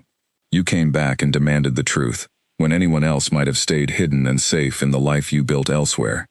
Elara turned to face him, exhaustion evident now in features that had carried careful composure through days of danger and urgent investigation. "I did not do it entirely alone," she said. "You listened this time, Kane. You stood beside me, rather than deferring to convenient political pressure. That matters, even if it does not erase everything that came before." It was not forgiveness, not fully, but it was acknowledgement of something real, building between them again, however fragile, however uncertain the path ahead remained, now that the immediate danger of Griffin's conspiracy had finally been resolved, before the entire assembled pack of Frostmoor. Later that evening, once the palace had settled into a quieter rhythm than it had known in days, Kane found Ren and Finn sharing a simple meal near the kitchens, both of them still carrying the particular exhaustion of people who had lived through danger they had not fully expected when they first agreed to help uncover the truth. He approached quietly, wanting to offer more than passing thanks for what they had both risked. "Frostmore owes you both a debt that cannot be easily repaid," he said, taking a seat across from them despite the informality of the setting. "Ren, I would like to formally restore your position within the Council archives, with authority equal to what you held before Griffin's interference. And Finn, I intend to recognize your service properly, with a place among the Pack's trusted advisors if you wish it." Ren's eyes filled with unexpected emotion at the offer. 3 years of quiet obscurity, finally acknowledged with the respect she had once been denied. "I would be honored," she said simply, her voice thick with relief she had clearly not allowed herself to feel until this moment of safety finally settling around her. Finn considered the offer more carefully, his expression thoughtful rather than immediately eager. "I did not help uncover this conspiracy for reward, my king," he said, "but I will not pretend the offer does not mean something to me, coming from someone I have grown to respect during these past difficult days. I accept, gladly, and will serve Frostmore as faithfully in that role, as I hope I have already shown myself capable of doing." Kane nodded, satisfied, and left them to their meal, understanding that whatever came next for Frostmore, the Pack now possessed advisors whose loyalty had been proven through genuine courage, rather than simple political convenience. He made his way finally toward his own chambers, the weight of the day's events settling heavily, but not unpleasantly, across his shoulders. The particular satisfaction of justice finally served after 3 long years of guilt and uncertain searching. He paused near the portrait gallery once more, studying the painting of Alara from their bonding ceremony, the same image that had haunted his sleepless nights since her return. For the first time since she had walked back into his hall, he allowed himself to feel something closer to hope than grief when he looked at her painted expression, understanding that whatever distance remained between the woman in that portrait and the one who now moved through Frostmore's halls with hard-won strength and careful composure, they had at least begun walking the same direction again, toward truth, toward justice, and perhaps, eventually, toward whatever remained possible for them both once the dust of Griffin's betrayal finally settled completely. The formal trial convened 3 days after the gathering, held in the same council chamber where Alara had once stood accused, though this time the accused sat in chains before a council determined to examine every piece of evidence with the thoroughness that had been so tragically absent 3 years earlier. Griffin sat rigid and silent through most of the proceedings, offering little defense beyond occasional bitter remarks about necessity and strength that only deepened the council's condemnation with each utterance. Alara watched the proceedings from a seat near the front of the chamber, her expression carefully composed despite the storm of memory the setting inevitably stirred. Kane sat beside her, close enough that their shoulders nearly touched, though neither reached for the other, both still navigating the careful distance that remained between reconciliation and whatever came next. Osric presided over much of the questioning, his decades of experience lending weight to a process that demanded absolute thoroughness, given the failures of judgment 3 years earlier. Ren testified clearly and steadily, her fear from days earlier replaced now with quiet determination, as she recounted everything she had witnessed and suspected during her years managing the council archives. "You reassigned me within a week of Alara's exile," Ren said, addressing Griffin directly under Osric's careful questioning. "Was that decision made because you feared what I might discover if I remained close to the records documenting your irregular payments?" Griffin said nothing, his silence answer enough for the assembled council to draw their own clear conclusions.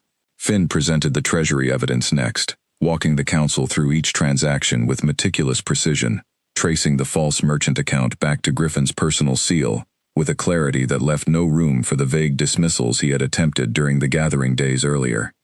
When Kane finally rose to present the letters recovered from Ashgrove, the chamber fell into complete silence, the weight of foreign correspondence naming Griffin directly as a paid informant settling over the gathered council with undeniable finality. Burrell himself had sent a formal representative to attend the proceedings, lending additional weight to evidence that could no longer be dismissed as internal Frostmore politics alone. The correspondence clearly establishes contact between Beta Griffin and the Ashgrove advisor Corin, the Ashgrove representative confirmed under questioning. Contact that predates Lady Alara's exile by several months, and that continued in secret well beyond the immediate crisis Griffin claims justified his actions. By the time the council retired to deliberate, the outcome felt already decided to everyone present, though the formal weight of proper proceedings demanded the careful ritual be completed regardless. Elara stepped out into the corridor during the recess, needing air after hours spent reliving the worst moment of her life within walls that had once condemned her so unjustly. Kane found her there, staring out through a tall window at the snow-covered courtyard below, her expression distant with memories she had not fully shared, even during their days of urgent investigation together. "This is the same corridor," she said quietly, without turning to face him, "where I stood, the morning after my exile was announced, waiting for guards to escort me from the only home I had known since our bonding ceremony. I remember thinking that if I looked back at this palace one more time, I would lose whatever strength I had left to walk away from it." Kane felt the weight of the memory settle heavily over him, the specific cruelty of her exile laid bare in details he had never fully considered during the years he spent avoiding thoughts of that particular morning himself. "I was not there to see you leave," he admitted. "I could not bring myself to watch it happen, though I signed the order that made it necessary." "I know," Elara said. "I looked for you, that morning. Some foolish part of me hoped you might stop the guards, might reconsider even at the final moment. When you did not appear, I understood that whatever love we had built together had not been strong enough to survive the council's pressure and your own fear of appearing weak before them."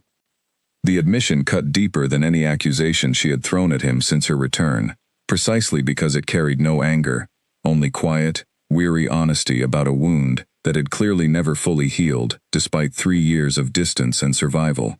Kane stepped closer, though he stopped short of reaching for her, understanding that whatever comfort he wished to offer might not yet be welcome.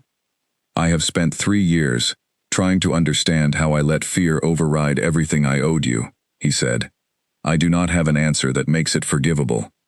I can only tell you that watching you these past days, fighting for truth with the same courage you always carried, even when I failed to recognize it fully, has taught me what strength actually looks like. It looks like refusing to accept a lie, even when accepting it would be easier." Elara finally turned to face him, something raw and unguarded showing briefly behind her careful composure, before she reined it back under control. "I am not the same woman who left this palace 3 years ago, Kane," she said. "I do not know if I can simply return to what we were before, even with Griffin's guilt proven, and my name cleared before the entire council. I do not expect you to," Kane said. "I do not want the woman from 3 years ago back, Elara. I want to know the woman standing in front of me now, whoever she has become, through everything she survived without me. If that means starting entirely new, learning each other again as though for the first time, I am willing to do that, for as long as it takes, without expecting anything in return beyond whatever honesty you are willing to offer along the way." Elara studied him for a long moment, something shifting behind her careful expression that Kane could not fully name, though it carried less wariness than anything he had seen from her since her return. Before she could respond, a council attendant approached quickly, informing them that the deliberation had concluded, and judgment was ready to be delivered. They returned to the chamber together, taking their seats as Osric rose to address the assembled council, and the small gathering of witnesses permitted to attend the formal proceedings. Griffin remained seated, his expression carrying the particular hollow resignation of someone who understood fully that no argument remained capable of saving him now. This council finds Griffin, formerly Beta of Frostmoor, guilty of forging documents to destroy an innocent woman's reputation and marriage, guilty of conspiring with foreign agents against the security of this pack, and guilty of complicity in the death of Aldrich, loyal scribe of this council, who died attempting to expose these very crimes, Osric announced, his voice carrying clearly across the silent chamber. For these crimes, this council sentences Griffin to permanent exile from Frostmoor's territory, stripped of all rank, title, and privilege, to be enforced immediately following this proceeding. The judgment landed with the weight of finality, and Kane watched Griffin's expression crumble entirely for the first time since his arrest, the last vestiges of defiant justification finally giving way to the reality of consequences he could no longer escape or manipulate. Guards moved forward to escort him from the chamber, and as he passed the seats where Kane and Elara sat together, he paused briefly, meeting Alara's gaze with something that might have been the closest thing to genuine regret he had shown throughout the entire proceeding. "I did not hate you," he said quietly. "Only for those nearest to hear. I simply believed Frostmore needed strength. I thought you and your influence over the king threatened. I was wrong about many things, it seems, including that." Alara said nothing in response, watching him led away in silence, and Cain understood that whatever closure this judgment offered her, it would take time, perhaps considerable time, before the wound of those 3 lost years fully healed, if it ever completely could. As the chamber slowly emptied around them, Alara remained seated for a long moment, staring at the space where Griffin had sat only moments before, the finality of his exile settling over her with a complicated mixture of relief and lingering grief for everything the ordeal had cost. Cain sat quietly beside her, offering presence rather than words, understanding finally, after everything they had endured together these past days, that sometimes the most important thing he could offer her was simply the patience to wait, without demanding anything in return. Outside the council chamber, word of Griffin's sentence spread quickly through the palace and beyond into the wider territory, carried by wolves eager to share news of justice, finally served, after years of quiet unease, many had carried without fully understanding why. Osric took charge of the practical matters that followed, overseeing the selection of a temporary beta to manage the duties Griffin had once held, while ensuring that the transition caused as little disruption as possible to the pack's daily governance. Percival, along with several of the older guards who had come forward during the investigation, found themselves newly appointed to positions of greater trust within the palace's protective ranks, their honesty during a difficult time earning recognition, long overdue after years of quiet, unquestioning service. Wren settled back into her restored position within the archives, with a steadiness that suggested the fear of the past week was already beginning to fade, beneath the relief of vindication finally granted. Finn, for his part, found himself increasingly drawn into the daily rhythms of council business, his sharp instincts for detail, and his willingness to question convenient assumptions marking him as a valuable presence among Frostmore's leadership going forward. Cain made a point of consulting him directly on several matters in the days following the trial, recognizing in the young warrior a loyalty that had been proven through genuine courage rather than empty declarations. Alara spent the days following Griffin's exile moving quietly through the palace, reacquainting herself gradually with a life she had once known intimately, though she carried herself now with the careful independence she had built during her years away, rather than slipping easily back into old patterns. She spoke often with Wren, forming a friendship built on shared survival of Griffin's cruelty, and trained regularly in the yards alongside Finn, maintaining the discipline that had kept her alive through years of exile, rather than allowing herself to soften back into old comforts too quickly. She wrote also to Corwin, informing him of everything that had transpired, expressing gratitude for the years of shelter and training that had ultimately given her the strength to return and demand the truth Frostmore had denied her. His response, when it arrived days later, carried the gruff warmth she remembered fondly from her years under his guidance, along with a standing invitation to return south whenever she wished, a reminder that whatever she chose regarding her life in Frostmore now, she was not without options, or without a place that had already proven willing to call her one of their own. Cain, meanwhile, dedicated himself to repairing the deeper damage Griffin's years of quiet manipulation had caused throughout the pack's governance, reviewing decisions and policies that had been shaped under his former beta's influence, correcting course wherever he found judgment that had served ambition rather than Frostmore's genuine well-being.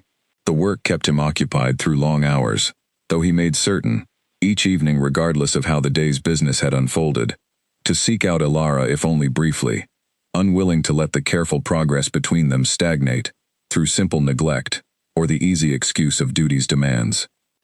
It was during one such evening, nearly a week after Griffin's formal exile had been carried out, that Alara finally sought him out first, finding him in his study reviewing reports by lamplight, the same room where so much of their careful alliance had been built during the urgent days of investigation before the gathering.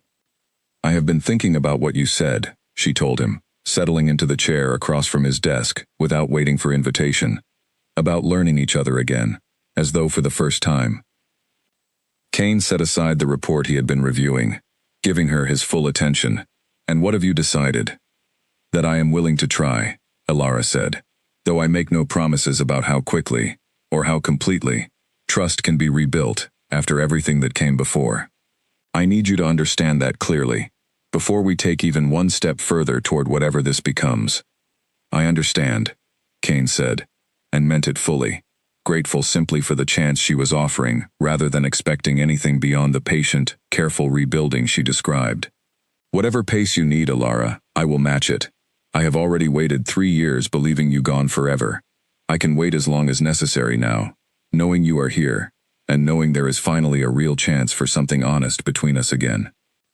Alara studied him for a long moment in the lamplight, something settling into her expression that Kane recognized, cautiously, as the first genuine warmth she had shown him since her return, however guarded it remained beneath the discipline she had built to protect herself during years of hard survival. Snow fell steadily over Frostmoor on the morning of the winter ceremony, the traditional gathering held each year to mark the turning of the season, though this year the celebration carried weight beyond simple tradition. A full month had passed since Griffin's exile, and the pack had settled gradually into a rhythm of healing, the wounds of betrayal slowly giving way to renewed trust in leadership that had proven itself willing to face hard truths rather than convenient lies. Kane stood at the entrance of the Great Hall, watching pack members arrive for the ceremony with an ease of spirit he had not felt in years, the heavy guilt that once shadowed every interaction finally beginning to lift as Frostmoor found solid footing once more. He thought of how differently this hall had felt only weeks earlier, filled with shock and betrayal, and marveled at how quickly a pack could heal when given honest leadership willing to acknowledge past failures rather than bury them.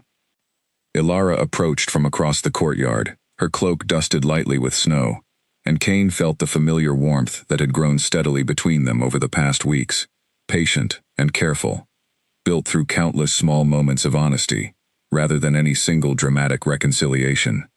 They had spent evenings talking through the years apart, Alara sharing more of her time with Corwin's pack, the friendships she had built, the strength she had discovered in herself that she never knew existed before her exile forced her to find it. Kane had shared his own struggles, the weight of ruling alone, the guilt that had shaped nearly every decision he made in her absence, uncertain whether he deserved the throne he occupied, given how badly he had failed the person who should have stood beside him throughout it all. "You look thoughtful," Alara said, joining him at the entrance, her breath visible in the cold winter air. "I am thinking about how much has changed," Kane said, "in such a short time. A month ago, I believed I had lost you forever. Now here you are, and Frostmoor stands stronger for the truth you brought back with you." Alara considered this for a moment, her gaze drifting toward the hall filling steadily with pack members preparing for the ceremony. "I have been thinking too," she said, "about what happens now, beyond simply surviving Griffin's betrayal and rebuilding what he damaged." Kane turned to face her fully, something careful in his expression, aware that whatever she intended to say next carried significant weight. "What have you decided?"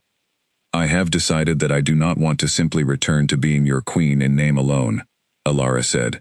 "If I stay, if we build something real between us again, I want it understood clearly, before this entire pack if necessary, that I stand beside you as an equal, not as an ornament restored to her rightful place through pity or obligation.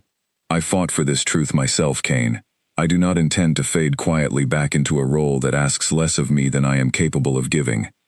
Kane felt something settle firmly within him at her words, a recognition of exactly the woman she had become, and exactly the marriage he wanted to build with her now, entirely different from the one Griffin had destroyed through his ambition and lies. "I would not want you any other way," he said.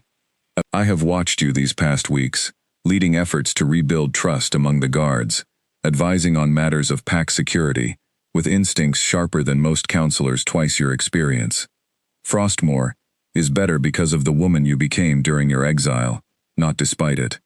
I want that woman standing beside me, fully, not a memory of who I once thought you were."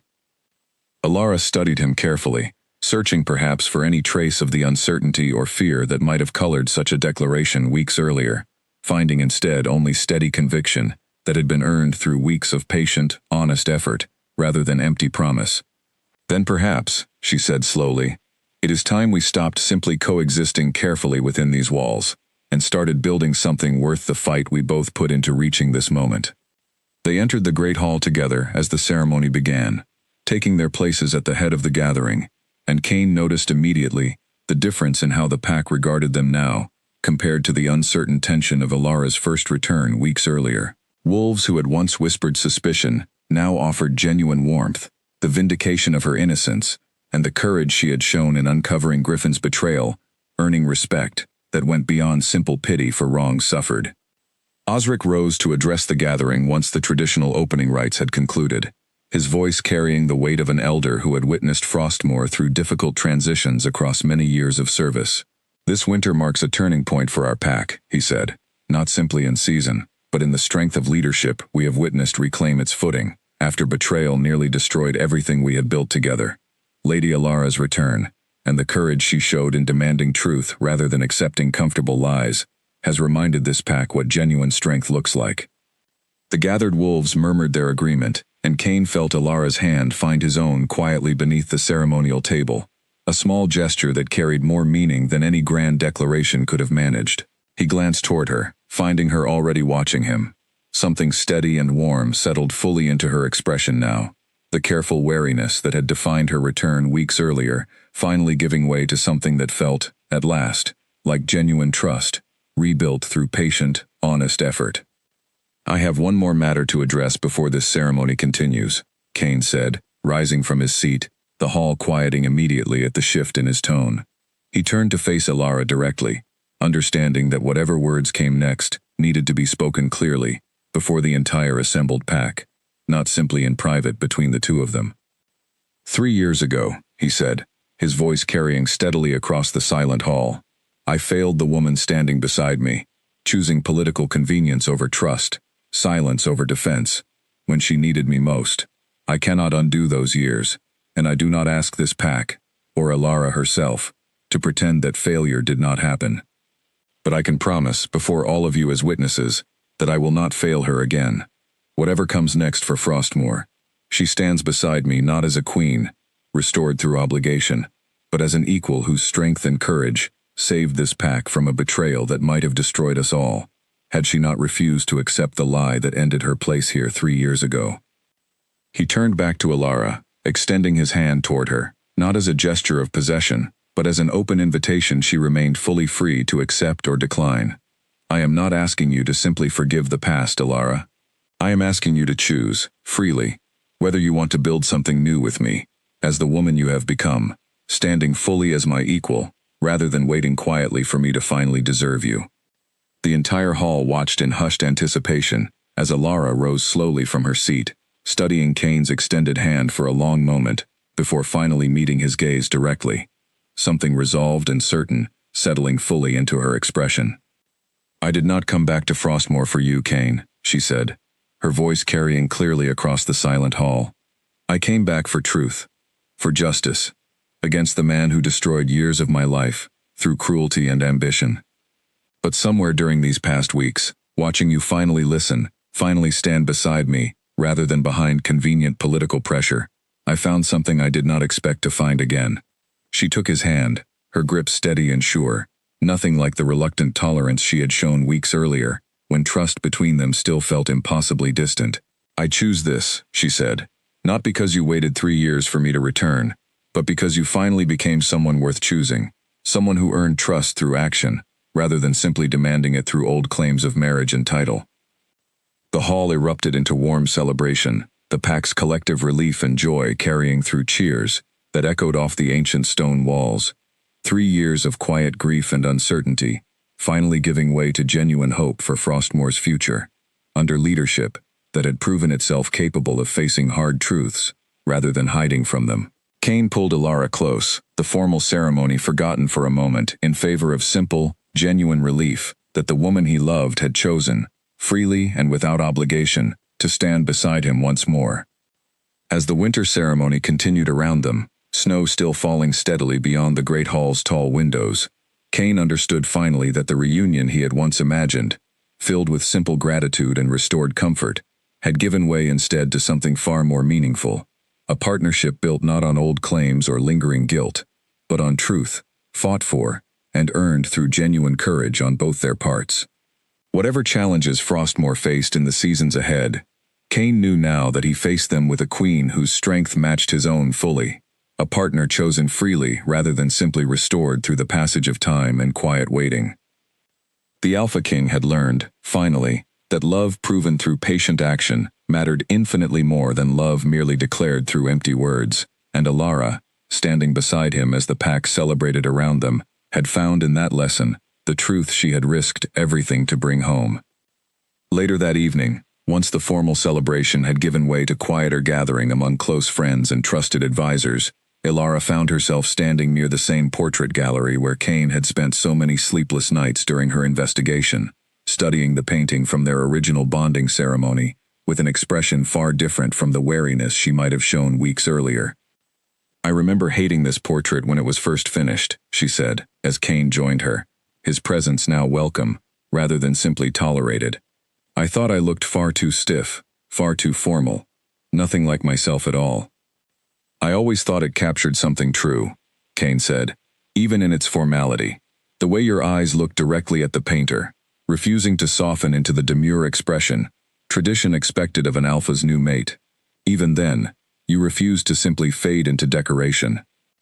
Alara studied the painted version of herself more closely, recognizing perhaps for the first time the thread of stubborn strength that had existed even in her younger self, the same strength that had carried her through 3 years of exile, and back again, to demand justice, rather than quietly accept what fate had handed her. "Perhaps we should commission a new one," she said. "One that captures who I have actually become, rather than who tradition expected me to be." "I would like that," Kane said, "though I suspect capturing everything you have become in a single painting might prove more challenging than any court painter has previously attempted." Ren and Finn found them there a short while later, both dressed in the formal attire befitting their newly recognized positions within Frostmour's leadership, their expressions carrying the particular warmth of people who had helped build something meaningful together, through genuine shared risk and courage. "The Council has already begun discussing formal recognition for Ashgrove's cooperation," Finn reported, though his tone carried more celebration than business given the occasion. "Beryl's delegation arrives within the week to formalize the strengthened peace between our territories." "Good," Kane said.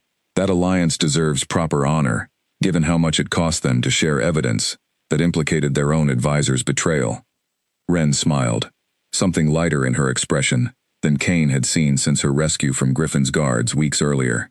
"Aldrich would be glad, I think, to know his sacrifice finally led somewhere meaningful, rather than being buried alongside his memory, the way Griffin intended." "We will see that his contribution is remembered properly," Alara said. "Perhaps a formal recognition within the Council archives themselves, ensuring future generations understand the cost of truth when ambition threatens to bury it." The small group continued talking quietly as the evening deepened, the great hall beyond still carrying the warm echoes of celebration, snow continuing to fall steadily over Frostmour's territory outside. Kane found himself watching Alara laugh genuinely, for the first time since her return, at some observation Finn made about the absurdity of formal council robes, filled with a quiet certainty that whatever challenges awaited them in the seasons ahead, they would face them now as true partners, bound not by old obligation or simple duty, but by trust, rebuilt deliberately, patiently, through truth, chosen freely, over comfortable lies. Frostmour had weathered betrayal from within its own leadership and emerged stronger for the reckoning, its king and queen standing together not as they once had, young and untested by real hardship, but as two people who had each proven, through fire and genuine sacrifice, exactly what they were capable of when love demanded more than simple declaration. The winter storm outside continued through the night, but within the walls of Frostmour's great hall, warmth had finally, fully returned.